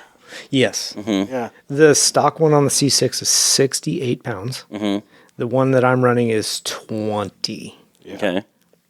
Shaving 48 pounds. Yeah. Of rotating mass. Yeah. That bogs your engine down. Yeah. Yeah. I mean, it's massive. Mm-hmm. A terrifying one. I have a picture of it somewhere. Mm-hmm. I had my motor apart a while back, or my transmission off, and I had my bell housing off. And And I picked up a bell housing on a deal when I bought a clutch, but I put it on my kitchen scale, and I think my bell housing weighs 2.7 pounds. Wow. That's nuts. Yeah, and you're like, ooh, that's holding all that torque? It's holding all that torque. Yeah. And then it's the magnesium one. Yeah. But then I'm looking at it, I'm like, man, if that clutch explodes, I don't know if it's stopping anything. Yeah, it'd be hard to know. Well, the housing of the clutch would stop the plates probably from coming out. But Frank Stagnaro lost a clutch at National Tour one time, and he had what looked like a bullet hole in his right front fender from part of the clutch. Coming through? Yeah. Oof. That's a product that I wish somebody would make. It's something I should have had you look for at SEMA. You know, you can get transmission blankets for drag race stuff, but they're designed to come over your entire transmission. I want a scatter shield blanket, a ballistic nylon blanket that bolts and just covers your flex plate area, your bell housing. Yeah. Don't you just cut the blanket with scissors? No. You're talking heavy, like stitched nylon strapping and all sorts of stuff and eyelets, so that literally when you bolt your bell housing on, you'd bolt this thing on with the bolts. With it. Yep. Okay. And then it would have nylon straps that would come back that could be tensioned, that would actually It just catches all the fragments, everything around it. It comes apart. Yep. Interesting. Yeah, it's... How worried about that are you? I mean... A little. Yeah. Beef up your tunnel a little bit? I know. There's not a whole lot there. No. I got a thin sheet of aluminum. Pretty thin. Between my ankles and that. Yeah, that might hurt. Yeah. Yeah. Makes me nervous.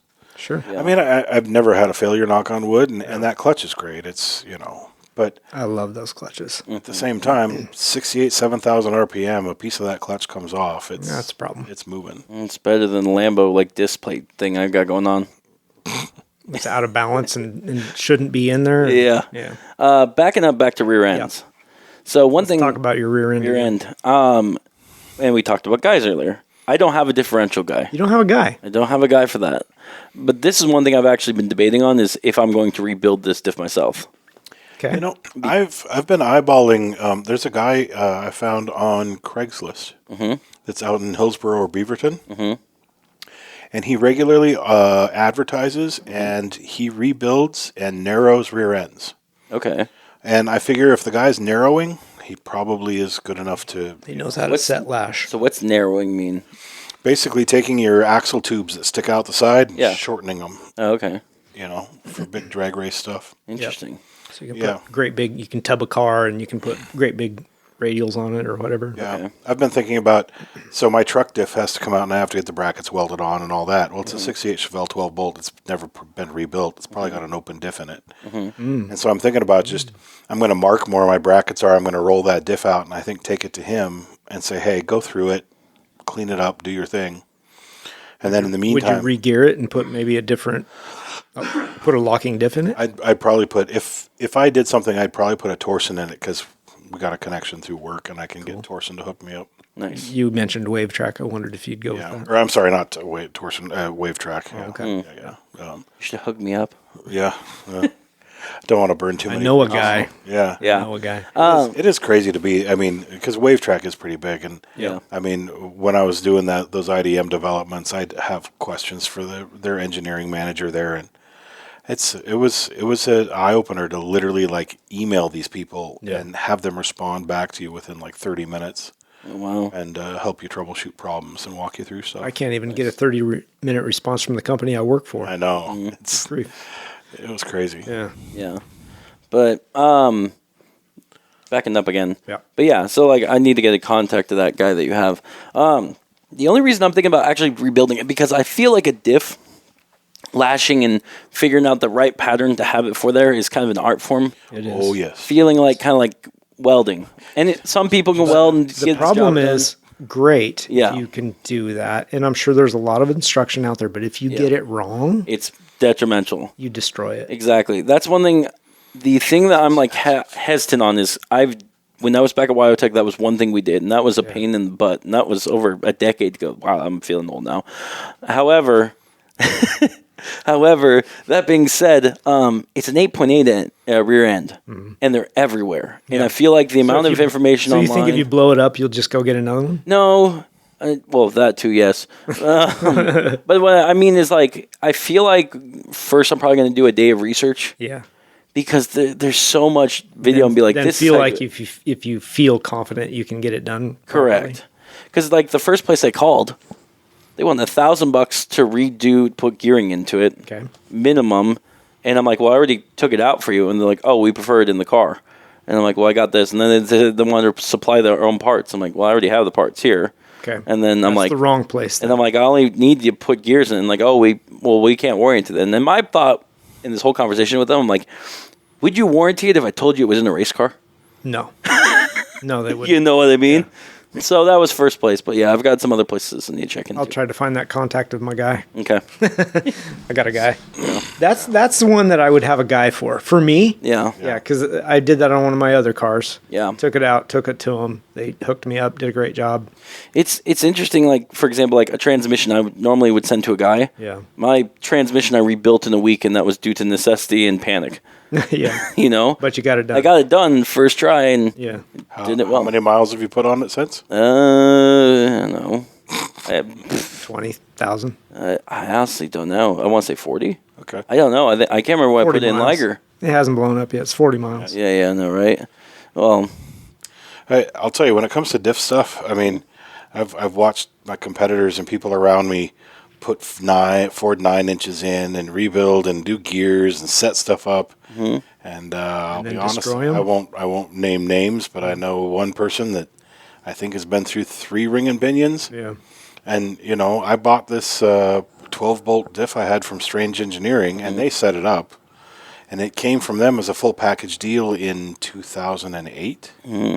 I haven't touched it except for changing oil in it since. Yeah. Well. You know, and it still hooks up and works well. Yeah. I had it open the other day, and the tooth pattern looks beautiful. Nice. They did a good job. They did a good job. Yeah. And it's like there is an art to it. Absolutely. Yeah. I mean, yeah, I'm sure there are people out there that can do it in their garage. Sure. Maybe successfully, maybe they don't screw things up, but for the average guy, and maybe you think you're not average, I would have a guy. Yeah, and like I said, I normally would have someone. The only thing that's made me like maybe take a look into it again. The 8.8 exists since 1978, sure, up until I understand. You're thinking you can find the information you need, to, and I'm sure you can. Yeah, and it also comes down to time.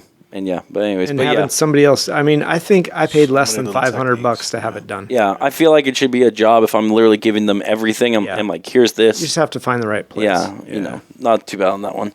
Yeah.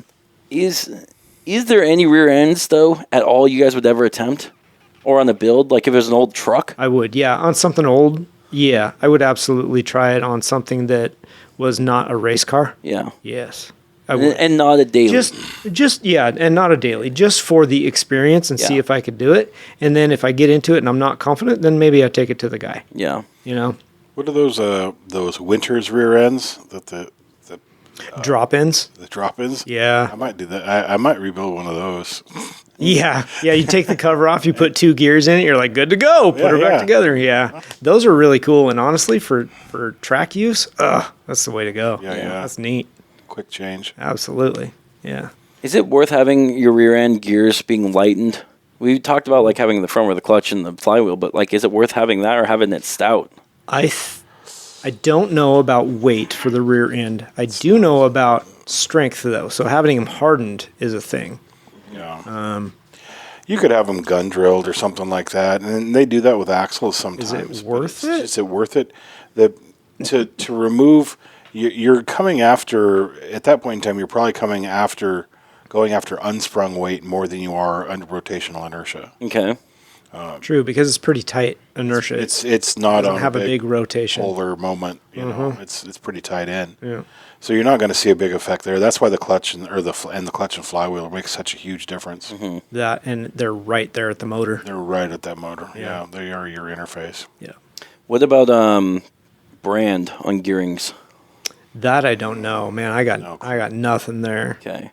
Because looking through on different websites, I'm like, they all look the same. Yeah. All designed the same. Yep. I'm like, is there? You just got to find a reputation. Yeah. Probably. And for me, like, I'm gonna go with Ford Performance just because It's Ford. It's been proven. Don't buy from Temu. Yeah, not by some. What? No. Yeah, I think you're probably safe with Ford Performance. Yeah. That's legit. Yeah. Go with a bigger name of, whoever. Yeah. I don't know who that is, but I guess. Yeah. Yeah. I will say, since Liger's in the air and that's out, I keep getting my eye caught of, ooh, I could do this. Ooh, I could do this. Oh, my Lord. And it's hard pulling back on that one. New drive line. I'm like, ooh, a solid one piece would be nice. And doing, Really? Yeah. I have a 2-piece. Oh, you do? Yeah, I have a GT500 2-piece in there. Oh. Like, I remember, everything's factory and everything's on the budget. Yeah. You know. That's interesting. Yeah. My car hasn't so much as come out of the trailer since last year yet. You fix that. I know. So, speaking about rear ends and whatnot and what have you, cooler? Oil cooler? Yeah, that was one thing I was going to ask is, like, when would you need one of those? Because, like, I know on the GT350Rs, they run it versus a GT350 that doesn't. Not all cars run it, but some, like, and they bring up the GT350 because they had a huge problem where the rear ends would overheat. Well, there's some of the tuner cars have that issue now, too. Yeah. The BRZ or whatever it is has the diff that is, you can overheat it and because most cars don't have a diff temperature gauge. Yeah. No. When do you need to know to put one in? As a project guy, if you're tracking or whatever, when do you know that you've hit the limit to put it in? Well, I don't know if you've hit the limit. You probably want to do it before then. But if you track your car, I think it might be a good idea. I mean, I don't have one in either one of mine. There's a diff cooler in one. There is not one in the other. I was considering putting one in the other car as well. Yeah. You can probably tell from smell. That is true, man. Well, if you smell it, you got an issue. That's one thing I've been wondering. Because, like, for example, Liger's got a breather tube on there, and there's been times she's puked up oil from there because it's gotten too hot. I've found a different way I'm going to be doing things with that. But does that mean it's like, okay, if it's starting to come out of there, is that now too hot? Do you need to start running the cooler? When it comes out of there, it's the pressure that's built up. Yeah. And that's what that thing is for, is to relieve that pressure, that breather tube. Obviously, you don't want to seal that, but I think... even on my cars, we get a little bit, like one of the breather caps, how they go up and back so that you don't lose fluid. Yeah. One of them is broken. So it spews fluid now and then. Yeah. That is not necessarily an issue. It's just relieving pressure. So, like, on mine, I bought a adapter so I can run now like a 12-inch hose onto it. Because what I was looking online is the fluid will get so hot, it'll start traveling up the breather like an inch or two. Well, yeah. And having the extra distance make it so it can't run the full length. Does that hurt it, though, if you've got... fluid? It doesn't? No, it's just that breather's there to equalize pressure. Yeah. Okay. So even if the fluid kind of blocks the passage because it's going up the tube, it'll tend to run down though. Okay. Yeah. Okay. Just don't do it like a capillary tube. Do something that has some diameter to it. Gotcha. Well, it's going to be half an inch. Yeah. You wouldn't want to run like a tiny tube, little 1/8-inch diameter tube or something, because then you wouldn't get the air exchange. And that was the other thing I was going to ask is if you're getting hot fluid, how's your LSD going to take it? Because like not everyone's got a wave track, and some people have got a Chicago or Detroit locker into it. But if you've got like a clutch based system in your rear end, is that fluid getting hot now not going to be as effective on your limited slip? Absolutely, but that's why you have different weights of gear fluid, gear oil. So it's going to affect it, but are you literally overheating it and ruining your clutches, or is it just normal operating temperature? And think about in my car, like I said, 12 bolt. I've got the Eaton Limited slip with carbon clutches in it, I think. And I don't know, what am I, 16 years? I've never run a cooler. Okay. Yeah. I've never had a problem. But you don't do track days. I don't do track days. Yeah. So you're sprinting for a minute, Yeah. resting for 10, sprinting for a minute. Yep. You're never going to overheat that. Yeah. But for a guy that goes out and does track days and 20-minute sessions and pushing as hard as he can, regardless of what car it is, pushing as hard as he can. Yeah. That might be an issue. A little go. Yeah, right? Yeah. Your little forced Festiva. I'd run into some other issues first. Yeah. Yeah. Like my rear window collapsing. And many people may do that, but since that's what I want to do with one of my cars, thinking I might need to invest in an oil cooler or a diff cooler. Diff cooler. Yeah. We have it on the one car, but that's more You also got to figure out where you're going to mount it, too. Oh, yeah, that's easy. That's pretty easy. Oh, so? There's a lot of room to mount them. Then the question also becomes, where's the pump go? Well, it's internal. In the what? The gears? In the diff, yeah. Okay. Really? You got a pump in there? That's cool. It's not hard. They're probably just throwing a small G rotor in there. Yeah, something like that. God, I've learned so much about that with work. G rotors are amazing. What's a G rotor? Because I know it's G rant. It's a gear rotor, basically. It's the same thing that oil pumps for cars. Okay. But I'll show you one day. It's got an internal tooth ring and an external tooth ring, and the external, the small piece that goes inside that has external teeth, and then the outer piece goes outside with internal teeth. But the tooth count is one different between the two. Oh, interesting. Okay. And so, if you put them together and you roll them, the bottom one stays all the time in the same spot as it rolls, but it slowly changes its position relative to the outer one. And so what happens is it goes along an input shaft or a crankshaft on a motor, and as it spins, it's got an eccentric, and if it turns, I don't know, clockwise, it'll have an area where that gap will start to open between the teeth, and it'll get to a maximum, and then it'll start to close, and it'll completely close down. And so you actually draw in oil from the side where it's starting to open, and then you shut it off as it starts to close, and you pressurize into a like a rotary engine. A little bit. Yeah. Okay. It's the same thing as like a dry sump pump, they're using the same thing. Okay. But they're just stacking these rotors on top of each other. They're kind of cool. Interesting. Yeah. Yeah. And again, like everything, it's use case scenario. Yeah. What are you doing with your car? I do think it's one of those things you should consider before it's too late, though. I bring it up earlier where you said you found where you're going to put your cooler. And I'm like, really? Because there's plenty of places you could put a cooler in a car, and I feel like where it needs to go is where airflow is. Yeah. Well, you haven't been underneath the back of a C6. Well, isn't it all flat? Because for aerodynamics, I figure a C6 is a flat bottom. There's actually quite a bit of room back there, tucked up behind the bumper, so there's a lot of airflow from the wheel well right there. And worst comes to worst, you hook up a fan, and you just blow air through it. I didn't think of the fan. Yeah. I didn't even think about it. Just a little 12-volt fan comes on with your ignition, basically. Yeah. And Heck, you can go to, Mishimoto or any of those people that make a oil cooler fan or oil cooler system. Yeah. I mean, you could get real creative and run it clear up front, but I don't think that's necessary. You don't want to do that. That's way too long to go through. Agreed. Yeah, Agreed. The only way I'd want to do that anymore is if you had hard line, Yeah. where you could come off of it and go from your flex line to a hard steel line. And you'd need so much more pressure to push it all the way up front and back, though. Yeah. You would. You just keep the lines fairly short. Run a little electric fan on it. It's not that big a issue as long as you jet red line the entire time. Sure. Yeah. Just keep it pinned. Keep it pegged. All right.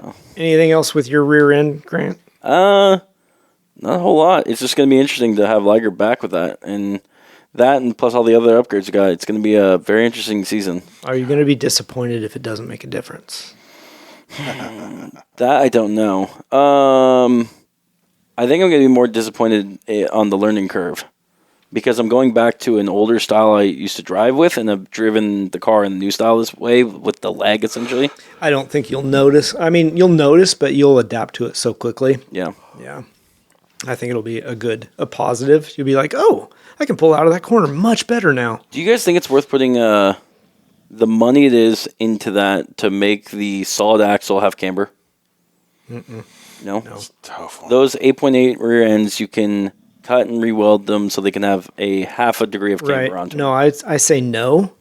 And the reason being, especially for your car, is it is not going to be a race car forever. It's true on that one.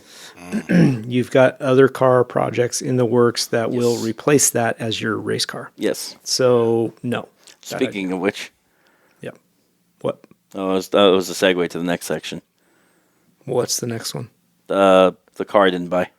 Yeah, you're right. Yeah. Let's segue to that, Grant. That was a clean transition, let me tell you. That was something. Jason, give him a round of applause. You are a professional. This is new to me, so it's... Yep.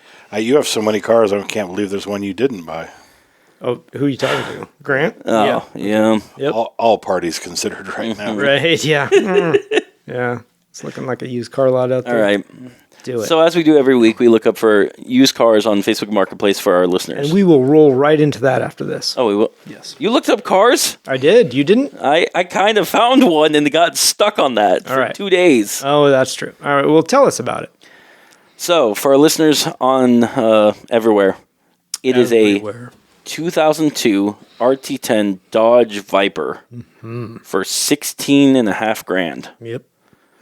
Runs and drives. With But a caveat. Charlie's. With a cat. But it's Worse. So here's the problem I've got. Yeah. Is this car was in a rollover accident. Yes. From the Carfax, what it shows on there when talking or emailing the owner, that the damage that was suffered was front windshield destroyed, front bumper, rear quarter panels, and that was pretty much. He did not answer if it was frame damage, and same with the Carfax, not saying if it was frame damage. That was my biggest issue. That's the big question. But the things you could tell: Yep. bumper, rear quarter panels. Yep. On top of that, air blades were not deployed. From the picture he posted, That's a big plus. Yeah. Honestly, Yeah. That makes Surprising. makes it infinitely more fixable. Yeah. And this is the thing. Unless It's also, the frame is damaged. Yeah. This is the thing. It's also surprising it does have an airbag because it was a later gen Viper. Mm-hmm. Yeah, it was a second. So seats aren't ripped up. Interior's all just dirty, but all there. Yep. The hood. You're in a rollover. That is a huge component. That at one point was Not the largest component part you can buy, single part from a manufacturer. Not damaged. Same with the doors. Not damaged. He clarified on this one. Top not damaged. I don't know. It didn't look like it. It did not look like that. I mean, I'm wondering if the top wasn't on during the time. I think that's the case. Yeah. So, I don't know. My gut was saying not buy it. And because here's the thing is, if it didn't have frame damage, Yep. I think it would have been a buy. And my gut was telling me, if you don't buy it, have someone else buy it because that's a good number. It's a great number. Yeah. It's a fixable car. So my thought, too, was, one, he did not respond to that question. Yeah. Two, if no frame damage, he would have specified that in the ad. He did. Well, here's the thing. So after I talked to him about some certain questions about mileage, by the way, this was 8,500 miles on this car. I know. Very low miles. When I asked him about these questions, the next day he posted all the information I asked on that's on fair. the Facebook Marketplace ad. Updated it. Except for the frame. Mm-hmm. That being said, the hamster wheel skipping. The thing that I was thinking, I'm like, okay, there's got to be gremlins. There's got to be something I'm missing. First thing I see is the front bumper is gone. Thinking a bumper for a Viper has got to be expensive. They're not very common cars anymore. eBay shows them about $500 to $1,000. Okay. I'm like, okay, then that's not it. I look at the rear quarter panels. Rear quarter panels, what it look like, and I could be corrected by our Viper friends, that they're plastic. And they bolt you bolt them into place. Not the outer skin, not the inner quarter panel. No, I understand, but I doubt they're plastic. Probably fiberglass. No, No, they're plastic. And then that's also by looking on eBay when I found panels for sale that were plastic. Okay. Thinking that might be expensive. About $700 per side. Mm-hmm. Not bad. The passenger side one looked usable. Yeah. Yeah. And then, okay, found it. Headlights. Right. Headlights on those Viper are $3,000 a piece. Right. That is insane. And I knew that. I'm like, aha, that's where this is going to be expensive. They're missing this and this. Mm-hmm. Until I look further in the picture and find in the corner, you can make them out. They're at a different angle, so you have to know the parts. Yeah. Both of them are there. Yeah. What is with this car? I feel like... Is it still for sale? Today, the listing was taken down. So it's not. It's gone. It's gone. Somebody bit. Yeah. I would like to talk to that person. I have a feeling I know who did it. Oh, you think so? I sent one to a friend of ours. Oh. Didn't get back to me. I know he's in the area. Oh. Mm-hmm. I'm hoping he got it because I want someone to get it. Yeah, I mean that would be cool. If so, confirm that. I'd like to talk to him. Yeah. I want to know more about the background of that car. Yeah.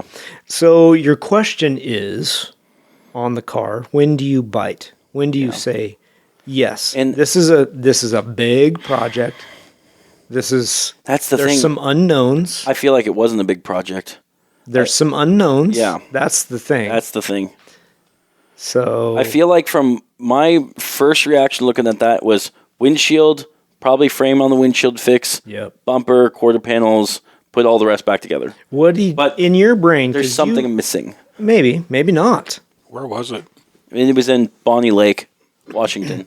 So in your looking at it, and you did the math on all the parts and blah, blah, blah, how much would it take to put it back together, providing there's no frame damage? Not including the windshield, and let's just say what I look. I mean, you're $4,000, if that. $4,000. Yeah. Say another $1,000 for the windshield. The other thing is, and what about a windshield frame? Because is that part of the body? I didn't look into that, and that's the thing is the frame didn't even look that damaged on that. Wouldn't take much. Yeah. I don't know, and. The one thing that also threw me off is there's got to be frame damage for 16.5. There has to be. The car has not a salvage title, a junk title. Yeah, it means they were throwing it away. Yeah, and apparently a junk is supposed to be worse than salvage title. Yeah. So there's something that doesn't add up, and it's bugging me on that one. So also consider rollover accidents. So that car not only rolled over, it flipped because it didn't touch. It didn't touch the hood. Yep. And had to have flipped sideways, like on a roll. Yes, on a roll, but it flipped because it didn't crush the windshield. It was still intact. The windshield was broken, but it was still intact. Didn't push it down on the seats. So that thing flipped.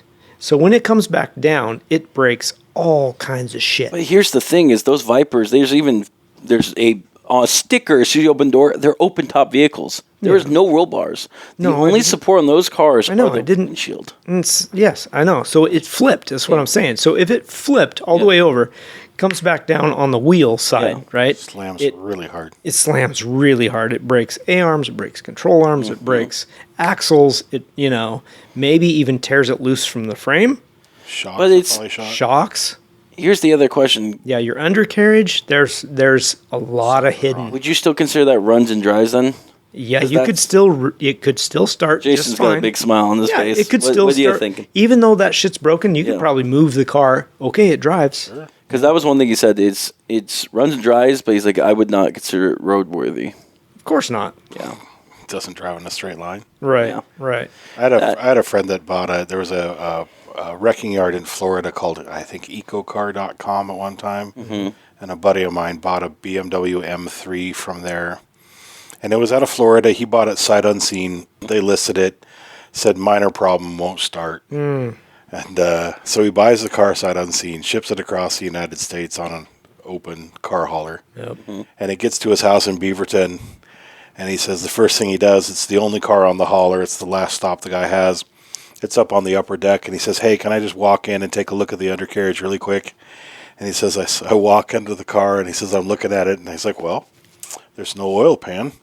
And they get the car off the car hauler, and he opens the trunk, and the oil pan and a new gasket and all the fasteners for the oil pan are in the trunk. Mm-hmm. Wow. So he's all excited. He gets it in his garage, and he starts working, and he's doing some stuff, and tries to start the motor, and it won't even turn over. And then he goes and tries to turn the motor over by hand. Can't turn it over. So then he takes the cylinder, that's what it was. When the car was on the trailer, he looked up underneath it and saw that one of the connecting rods looked like an S shape. Okay, yeah. And then he was like, minor problem, won't start. Yeah. But by the time he was done, he said it literally takes the intake manifold off the thing, not paying attention, goes in his garage and sets it down, and it kind of rolls over onto its side, and he says, and water just spilled out. Ugh. And he says, hydrolocked it and bent the rods. Hydrolocked everything, bent the rods. Trying to start it. That was dumb. He went through a whole... for him, it came out. The car basically, I think, went off the ground or off the road into a swamp, high RPM, and it had one of those cold air intakes that was down low. Sucked it in. Just sucked the elephant trunk. Yep. Oh wow. But yeah, I laugh back at that. Minor problem, won't start. Yeah. Ran when parked. Yeah. I love that. In the swamp. Ran when parked. But my gut was telling me about that Viper, though. Yeah, I think there was more to it than I feel like what I was going through was the same thing I did with the Lambo. Okay. Because the Lambo, when I first saw that, I'm like, everything's here. This makes sense. Mm-hmm. And then we're 3 years into the project. Yeah, you uncovered I found the gremlins. Yeah. And I felt like this Viper was going to give me the same vibes. I think you're probably right. And screw my teeth. However, that being said, the engine and transmission would have been worth it. 450 horses. 6-speed, 5. You could part it out and make all your money plus some back. Absolutely. Yeah. Or save it for another project. Because you could, that too. I mean, there's a lot of really good parts there. Absolutely, you could have made your money back on 16.5. Yes. But that was the thing. I was like, I didn't need the storage. I need to have it. And we bring this to our listeners, dog. It's like, when do you make the decision to walk away? Yes. Like, that seemed like it was too good to be true. Yeah. But, you start doing the math on it, and suppose it didn't flip. I mean, it rolled over, but suppose it didn't flip and it didn't destroy a bunch of running gear, which I think it probably did. Yeah. Okay. You got a good deal. But thinking about the price of the vehicle, okay, let's see. Engine, transmission, worth X amount. Combined, you get $12,000 out of those. Yeah. You've almost made your money back. Doors are in good condition. Top's in good condition. Headlights are $3 apiece. Hood is in great condition. Yep. Can't even find one on eBay. You've got another, I don't know, $5,000 worth of parts right there. Yep. You've made your money back plus some. Yep. It's a lot of work to do that. Yep. So if you've got the storage space and the time to part a car out in that condition, you have to look at that and say, all right, if it's X, I can fix it. Yeah. If it's not, I can make my money back. Do I have the time, space, and will to make it happen? Yeah. That's when you make that decision to either walk away or take the plunge. Yep. Agreed. That's it. That's the spot. Yeah. I will say this on a whole different random subject. Okay. Could you imagine what an AC kit Cobra car would be with a Dodge Viper motor in it? Dumb. That'd be awesome. Crazy dumb. Yeah. I mean, essentially, you have a Viper. Same thing. I mean, you can, even without it being an AC or a Viper motor, you can get that much horsepower. I know, but it's a Viper motor. I know, just the cool factor, right? Yeah. You have a snake motor in a snake car. Yeah, I get that. Yep. All right. Moving on to the project cars, and we'll get out of here. All right. What do you say? I don't want that one. Actually, I did send you some. Actually, now I'm thinking about it. You did. And you can look those up. Okay. First one I found was a 86 Toyota Supra. 86 Toyota Supra. Those are the popular ones, right? That was the one I sent you. What? Oh, you did? No, I found this one. Oh, did you send one? I think that's the one I sent you. Oh, you sent the same one? That's the first one, 86 Toyota that's Supra. Hilarious. All right, well, Great minds think alike. That car needs a paint guy. It does. He needs a paint guy for sure. It definitely is a project. Do you want to go for it? I got to turn my wife on. Here we go. So, yeah, I'll let you. Turn your wife on? Actually, hang on. No, this is a separate car. Oh, is it a different one? It's almost the same condition. Oh, wow. Look at this. You could have twinsies. Here, I'm passing you the phone. Listeners, enjoy the voice of Grant as I talk about random nonsense while Rob looks through photos and compares the two. Isn't that nuts how similar they are? Man, this could be the same car in a different ad. Yeah, because the price is the same. Yeah, well, $3,000 on this one, $3,500 on yours. I think you're right. It's not, though. This one's in Tacoma. Wow. It's not. Okay. So that's very interesting. All right, so I will go through mine first. 86 Toyota Supra hatchback, two-door coupe, listed in Apple Valley, California. Okay. The paint is terrible. All the glass is there. Let's see. He was planning to do a project on it. Plans changed, blah, blah, blah. Same shit. Project car guy ran out of steam. Didn't want to do it anymore. $143,000 for this car. Or, I'm sorry, 143,000 miles. Wow. Miles. Got $1 a mile. 143,000 miles. I'm wondering if this is the same car. A little bit of body damage. Yours is in Tacoma. This one's in California. It's just broken in for a Toyota. Yeah, probably, right? Well, a 1UZ motor. Do you know what I'm not a Toyota guy. What's a 1UZ motor? Toyota guys will know. I don't know. You'll know. It's not the supercharged car. So turbo? I'm sorry, yes, the turbocharged. Isn't that the popular one? 2JZ, but then 1JZ was the first one. As a stock Supra, the turbocharged one was the one you got to have. Yeah. But as a project car, you could build that. Yeah. For, what is it, $3,000. Yeah. I think that's a deal. I'm just going to tell... It's all there. It looks pretty good. I'm going to tell listeners that... It needs paint. The reason me and Rob are like this is the same car, is it's been prepped for paint, right? Yeah. From the hood back. Right. But the front quarter panels and the hood are black. And this car I'm looking at, this Supra, is the exact same. When was that one listed? How long ago? A day ago. That's what I'm asking. Oh. Because the mileage is similar. Oh, no kidding. So this one was listed 15 weeks ago. So you may think it made its way from California to say it got Tacoma? sold. Still up. Yeah. Here on this one. So this is an 86 Toyota Supra. Yep. Okay. Essentially same condition, looks good. I don't know. I can't see the motor. It says 7M-GE on it. So I'm not sure what motor that is. Miles. 139,000 miles on it. Oh, they rolled the odometer back. Yeah. Yeah, they drove it up backwards. Interior looks clean on this it. This one is a driver, though. Look, I got a video of him driving it. I don't know if this one. Let me see if there's a video of this one driving on this one. It's the same video. I know, right? Slave cylinder replaced. Took it out the block. Okay, I took it around the block once and felt a lot better. So it does drive. Okay, I guess. Is it a manual transmission? Manual transmission. Yeah, this with one is interior. Yep. 130,000 miles. They want 3,500 for me. And this in one was Tacoma, Washington. $3,000. So the market for Supras, we know where they're at right now. I feel a scam coming about on. 3,000 miles. Yeah. I feel a scam here. Yeah. No, I don't know. Interesting. I don't know. Supras were supposedly pretty popular as far as, I don't know, the tuner community. Mm-hmm. It's kind of a neat car. So I think this car would be a good alternative to a 240Z. Yeah, for sure. You know, because they're cheap. Looks like if they're really this market, we're at $3,000. I know. And if it's not the turbo, I mean, you just throw an LS motor and call it good. Oh, I mean, that would be really cool. But even finding a 2JZ with a turbo or whatever and build what you want, I think it'd be kind of neat. Yeah. So if you're a Supra guy. But if it's got the motor that no one cares about, then, you know, it's alternative. Yeah.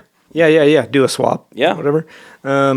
Yeah, this one's in California. Grant's is in Tacoma, Washington. Yep. Just check Marketplace, and you will find. Yes. All right. Okay. You go ahead. Next one, 1961. This one is messed up on this one. It says Ford F550 Super Duty cab and chassis, 162-inch wheelbase.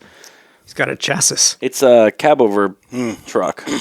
It's got a... Did you take over for Jeremy? You're listing trucks now? Yeah, that's one of the reasons I did that. I was like, he's not here. I got to put on for it. All right. And actually, which is weird. It says it's a C750, and that makes more sense because it's a cab over. Yeah. So even bigger on that one. It says 90% complete. Bring a trailer or have it towed. Willing to pay $100 for towing. A lot of the work's been done. Just needs a brake booster. He rebuilt the top end of the engine with a 332 into it. Starter points, blah, blah. Has brake cylinder, new clutch mass cylinder, slave cylinder, new brakes, blah, blah. Yeah, and it says the GVW is 12,000 pounds. So for how much? For $1,750. I guess if you're into the old style trucks for a project. And it's weird because it's a 61. This is right after they went from the round kind of cab over look. Like my Ford C600 is the round cab over. Yep. This is when they went to the boxy look. Right. So like with a flat front, right? With a flat front, you know, kind of looks like a fire truck a little bit. Yeah, it does. Red. Yeah. But it's a 750. I mean, it's got a big ass frame onto it, so you can build a really good. What motor is that? Like what size? 332. Yeah.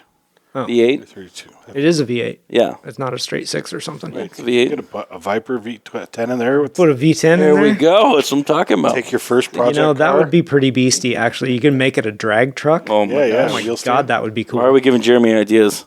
He won't do it. It says it's got, on the odometer right here, it's 15,000 miles on it. Or if that helps. Or 150. But the interior's not bad. I mean, actually, no, that looks really good. For $1,700. Yeah. You know, I mean, there's been a lot of work done to it already. Yeah, it's like it's got dualies onto it. About 3 miles of driving. About that, yeah. It's got dualies with big, thick tires on the back of it. Yeah. I think that's going to make a good project for someone. Put a flatbed on that thing, or a tilt bed, so you can get your hot rod up on it, and then you drive the whole thing to Cars and Coffee. Well, you tilt the bed back, and that's then what I'm saying, a tilt bed, and then the cab tilts forward. See, look at it. For what reason? No, it looks cool. Your vehicle's bending in all sorts of ways. We had somebody show up at an event, and I thought this was kind of original, but they actually had a trailer, and they had a camper insert for a truck bed on the front of the trailer. Mounted to it, but it was crossways. Oh, yeah. Oh, interesting. And I was like, that's kind of weird. That would not be wind drag. So it's terrible going down the freeway. Yeah, exactly. Real fast, on Facebook Marketplace in Silverdale, Washington, it's labeled as the 61 Ford F550 Super Duty cabin chassis, 160. Interesting, because even though it's not a 550. No, it's a 750 cab over. Interesting. So, but that's if you're looking up, that's what you have to go under.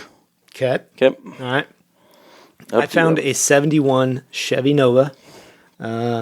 It is, it doesn't have correct mileage. It says 100,000 miles, whatever. But it's a 327 with a 4-speed transmission, 4-speed manual.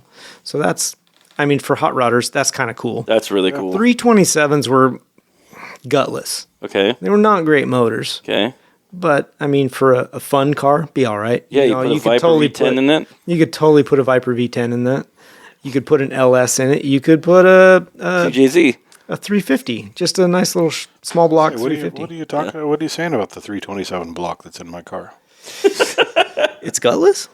It is kind of gutless. It is. Why you put gears in it? That's why you do gears. Yours screams though. I know. Yeah, I was watching. Different. You take this same Nova with the 327 is not the same. No, I know. Yeah. I watched some videos the other day. I found it and it was like I was. In car or on car videos that I'm catching my my tachometer. Oh, and I'm not. It's like during runs I'm seeing 7,500 pretty regularly. Yeah. Wow. Okay. Yeah. You got some top end in that thing. I want to get Liger up to those RPMs. So it runs good. It says needs some brake works, but it's drivable. Let's see what else we got. Interior needs work. I think. I will look at the pictures again, but the interior is completely thrashed. Body is straight, original floor with no rust or patches. All you need is small amount of rust behind the wheel wells, which is really common. Yeah. So the thing is, to me, this car is not worth $8,000. Oh, is that what they wanted? They want $8,000. What? So look at this interior. It looks like it's terrible, absolutely terrible. I don't think it's even salvageable interior-wise. No. It doesn't show the dash, so I can't even see that. Did the guy get confused and thinks he has a... He thinks he's got Camaro something. or it's a Nova. What would you guys claim that? I love this year of Nova. The 70 and 71, because they were a little bit boxy. You're coming out of the 60s Novas that were much smaller and really boxy. Those are really cool, but I still like this version. What do you think? It's not worth $8,000. What do you think it's worth? Because my thought is like that. That's not bad number. I think most. I was gonna say. I think that I would say like 5 is what they'd ask for and take about 45 for it. Yeah, yeah, at most. And honestly, if you want to sell it, list it at 35. If you want to sell it in this condition, list it at 35. The glass is there. All the glass is good, and the body is pretty straight. You know why it's at $8,000? Because they don't want to sell it. You put it at $8,000, so when the wife asks, "Have you sold the car yet?" You say, "No, no one's asking me about it yet." Yeah, exactly. And then you keep the car longer. You said I had to list it. I listed it. It could be the seller is leveraging the idea that maybe he's still got matching numbers or something in there, but still, it's trashed. Yeah, it doesn't say anything about matching numbers. It is listed in Arizona on Marketplace. The interior is trashed. It's not worth $8,000, but if you could get them down to $3,500, that'd be a buy. I don't know. We know a few people in Arizona. Those people aren't right. It's valid. Rob. Yes. I'm going to have you do this next one because I know you know this more than I do. I didn't know if it was a good deal. It just looked interesting. Okay, so this is a 1975 Honda MR175. It says it's available. It's a motorcycle. Yeah. Okay. I just thought it was a cool looking motorcycle for the price. 75, for $250. Honestly, for a motorcycle restorer, this is pretty good. Metal tank, in the 75 range. Is it more pictures? Just the one picture. Mm-hmm. Okay. MR175 was not a competition motorcycle necessarily. It was a trail bike. Okay. But this is very popular for bike restorers. Air cooled in the 70s. Big old flat seat, high handlebars. Not uncomfortable to ride. So not bad. It would be a good restoration bike. It looks like the tank is in good shape. It's not dented up.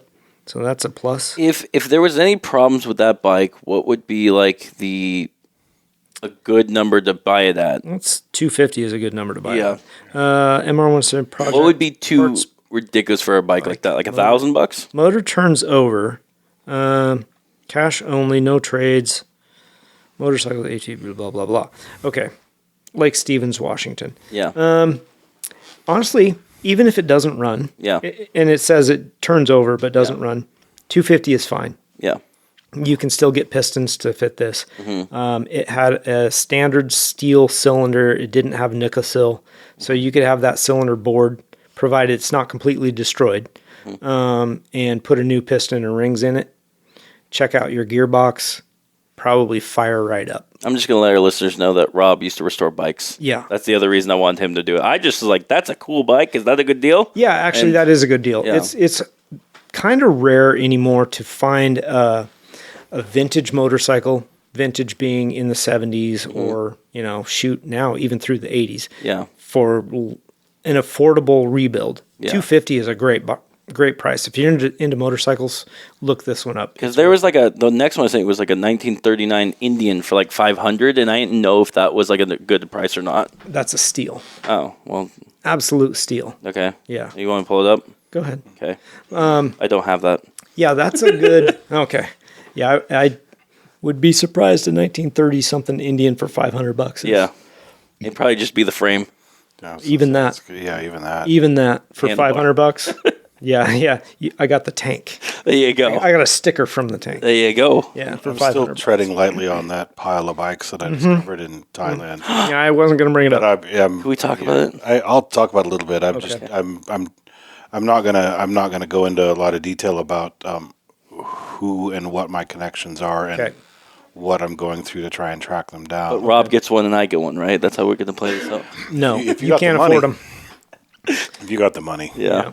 And as I had told you and stuff, and I've been a little protective of this, but while I was walking around in Thailand exploring this time, I did walk by a residence that I could look over a fence, and I saw inside four bikes in a pile, and I didn't recognize what they were at all at first, but they were old, and I spent a little time getting a better angle and got reflections off the sun and everything, and as best as I can tell, the one laying on top was a 1912 Harley that was in basically stock condition. Remarkably good condition. Remarkably good condition for it was. Yeah. And then he sent me pictures. That's why. Okay. And then and which, by the way, if anybody out there who has pictures or has seen pictures, my one thing, and I'm careful on this, is I'm trying to make sure that if I distribute pictures, they don't have any global locational data. Yeah. on them. Right. Because this was a find, but that there was supposed to be a tarp covering them. They had been abandoned. They had been there in the flood that happened in Chiang Mai. Next to it, or laying under it, was what appeared to be a 1924 Craftsman, which is a really super rare. Yes, super rare. Super Wait, rare. they made more than just tools. They made a bike. They made Not a bike. for very long. Is that kind of like a Walmart brand from back in the day? It kind of is. But it's Craftsman. When I looked it up, Yeah. I think I saw that there were 10 to 15 known documented builds in the U.S. Right. Wow. Right. In existence. And not only that, but there was a second Craftsman behind that. And then that was laying on top of a Whizzer. What's a Whizzer? Holy cow! I didn't even know that one was there. It's an old pedal single cylinder bike. Oh, cool. So it is. I've gotten the data. The house was not abandoned. The person wasn't there. I couldn't find anybody, but I've got some connections back there, and I've put together my report that has all the GPS data, locations, addresses. I've got the name of I think I have the name of the person the electrical bill goes to. And I've got some connections back there that we're handing that stuff over to. I'm not in a big rush. Those have been sitting there for a while. Yeah. Nobody can see them behind the fence. Most people in Asia are too small or too short to see over that fence. With something like that, is there even titles involved, or how is something like that? I don't think so. No. The hope is for us is, and like I said, I'm not rushing. If they've been there so long, and they've been there since the flood. They're not going anywhere immediately, and if they are, they weren't meant for me anyway. Were you able to get any VIN numbers off them? They don't even have them. I couldn't even get up Not next to from that them. age. Wow. Yeah.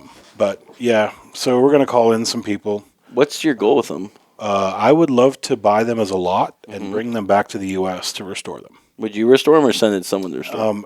With the money that's involved in those, I would send them out for restoration to somebody that was specialized. Would you ride them afterwards or not? Probably not. I would probably sell them for investment. Those are collectors. Yeah. You don't. Is this something like you would, once they're restored, you go to someone like Jay Leno and be like, here, give me a blank check? Or is this something like you go to auction because of like how rare they are? Probably you could do either one. Either way. Yeah. The 1912 Harley in the shape that it was in, stuff I saw listed locally was about $30K. Restored, I saw some up at 165. Okay. 150. Okay. You're going to have to pay attention to, and I know you know this, but restoration can cost you more than it's worth. Yes. Yep. So it might be, if you get your hands on them, feeling out the prices of just selling them as is. Because honestly, the patina that's on them they're in such good shape. Yeah. Oh. And that was they are worth a lot just the way they are. And that was like I say, it's been in for older cars, especially pre-war cars. A lot of people like the unrestored, or what's it called? The not natural look. It's Patina. Well, it's not patina. Jay Leno has something he calls for it. I think it's the unrestored, unmolested look. Yeah. Whatever it was and how it's been. Yeah, and how it aged its own life. Exactly. It's got its own history. Yeah. So, and those bikes, just the way they are, and this is the way they've lived. And here it is. Yeah. But they were all complete. Yeah. That's the other thing is complete in the rusted condition that they are is really kind of cool. Well, and my friend from back there, assured me this like, if they knew what they were worth, they would have been sold already. Yeah. And it's not to say that you want to come in and rip people off or whatever, but it is an asset that they have that they're not taking advantage of. Yeah. You can still give them a price that they will be extremely happy with. Yeah. But the hope is if we can get people to research and find the people and find out if they're willing to negotiate. If, my dream scenario is they basically allow me to come in and buy all four. Yep. We come in with a truck, we load them all up, and we take them out and put them in a shipping container and prepare them. And, maybe they sit for a year or two in the shipping container while we fill it. But then you bring them back to the U.S. in a shipping container. Do you have any worry that they would disappear by non-legal means? Sure. Or like someone who finds out locally what they're actually worth? That could happen. I mean... Could happen. And how do you get around something like that? You don't. Like he said, if they disappear, then they disappear. No, I get that. But do you have to go to those people first and... Too much information. Okay. I have confidence in the people that I have connection with. Okay. There you go. So I would not be concerned about that if they were able to help me with that. Okay. Just don't want to get into. Yeah. We've touched enough. Yeah. I got one more thing to ask. Okay. Kind of like with the Viper I was debating on buying. Yeah. What made you say, I want to jump into this? Was there ever any hesitation to be like, okay, maybe not? Because he knows. Well, he's a motorcycle connoisseur. I saw him, and I just saw him sitting there in a pile, and literally grass was growing over them. They were uncovered, sitting in the rain when the rain came through, and it's just like I looked at him, and I'm a mechanical person. I like old cars and bikes, and I'd love to see them restored and back on the road. So that was the drive for me. Okay. But at the same time, I'm coming at that point in time in my life where I'm looking for supplemental incomes. Yeah, there's an investment opportunity. There's an investment opportunity there to make some. You don't run across that kind of thing ever. I mean, most people don't. It was a rarity to see. Yeah. Is it kind of like finding like an SL300 or like a GTO? It would be, yes. Like a barn find. It's a barn find for sure. Total barn. An original Cobra or something. Okay. Oh yeah, totally. A Lamborghini Miura in a barn covered in a tarp. Your neighbor has one down the street. Yeah. Yeah. We should bust that barn. Yep. All right, moving on. Okay. I found I found a few of these lately, and they just stick out to me. Oh, the Lincoln. Yeah, 67. Well, here you go. This is a sweet one. 67 Lincoln Continental sedan, 4-door. Got the suicide doors. The body is actually quite nicely straight. The interior, honestly, while dirty, is in really good condition. Oh, nice.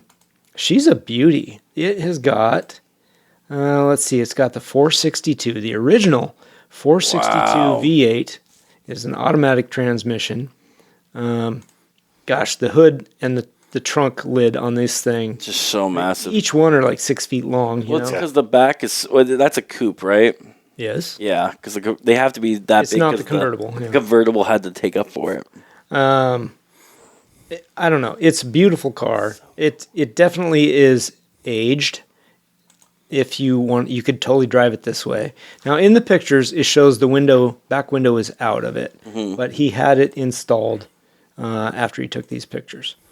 So, like I said, the interior is dirty, but it's all there, and it's not ripped up. Oh, man. No seatbelts. It's a great project car. It's not... White interior brings me back to that moment in Pulp Fiction when they shot the guy in the car. Yeah. There might be seatbelts. They could just be tucked. Maybe. But in a 67, who knows? Rob, I know I have too many projects, but that's cool. Was that an LS motor? It is. Now that's extra. Yeah. He said he'll sell it with the project if you want it, but the 462 that's in it does run. So, up to you. Yeah. It's $5,800. That doesn't seem with the engine or without engine? Not without the LS. Okay. It's the way it is. So. Okay. I was gonna say, so I know we're gonna have projects, but the Lincoln Continental is definitely one on my list. Oh, I'm with you. Yeah, I think it's cool as shit. Even if it's something I don't have. Maybe after I build my second shop. Yeah. I'll get a Lincoln. Yeah. Black, white interior, convertible. Exactly that would be pretty sweet. Yeah, this one is a really good one. Honestly, if I were in the market for it right now, I would buy that one. Yeah. This is a good one. It's for sale in, what is it, Redlands? I got to look again. Sorry. Rob, you got enough Redlands, projects, California. and I've got enough projects. Redlands, California on Marketplace. $5,800 for a beautiful 67 white Lincoln Continental. I could see that white in on white, black, or a super, super dark gray with blood red interior. Yeah. A dark gray with red. Oh, that would be cool. If it's got that white interior, though. In like a sparkly Nardo gray. I think it would look good either black, like midnight black with white interior, or a really, really, really dark blue with white interior. Black does look good on these things, for sure. All right, that's a cool one. That is the last one I have. Do you have one more, or no? No, that was it. Okay, that is our show for today. Thanks, everybody, for following along. Remember to hit like and share it with your friends. And catch us next time for another episode of Untitled Car Project. Woo! Thanks, y'all. Thank you, Jason. Thank you. Bye.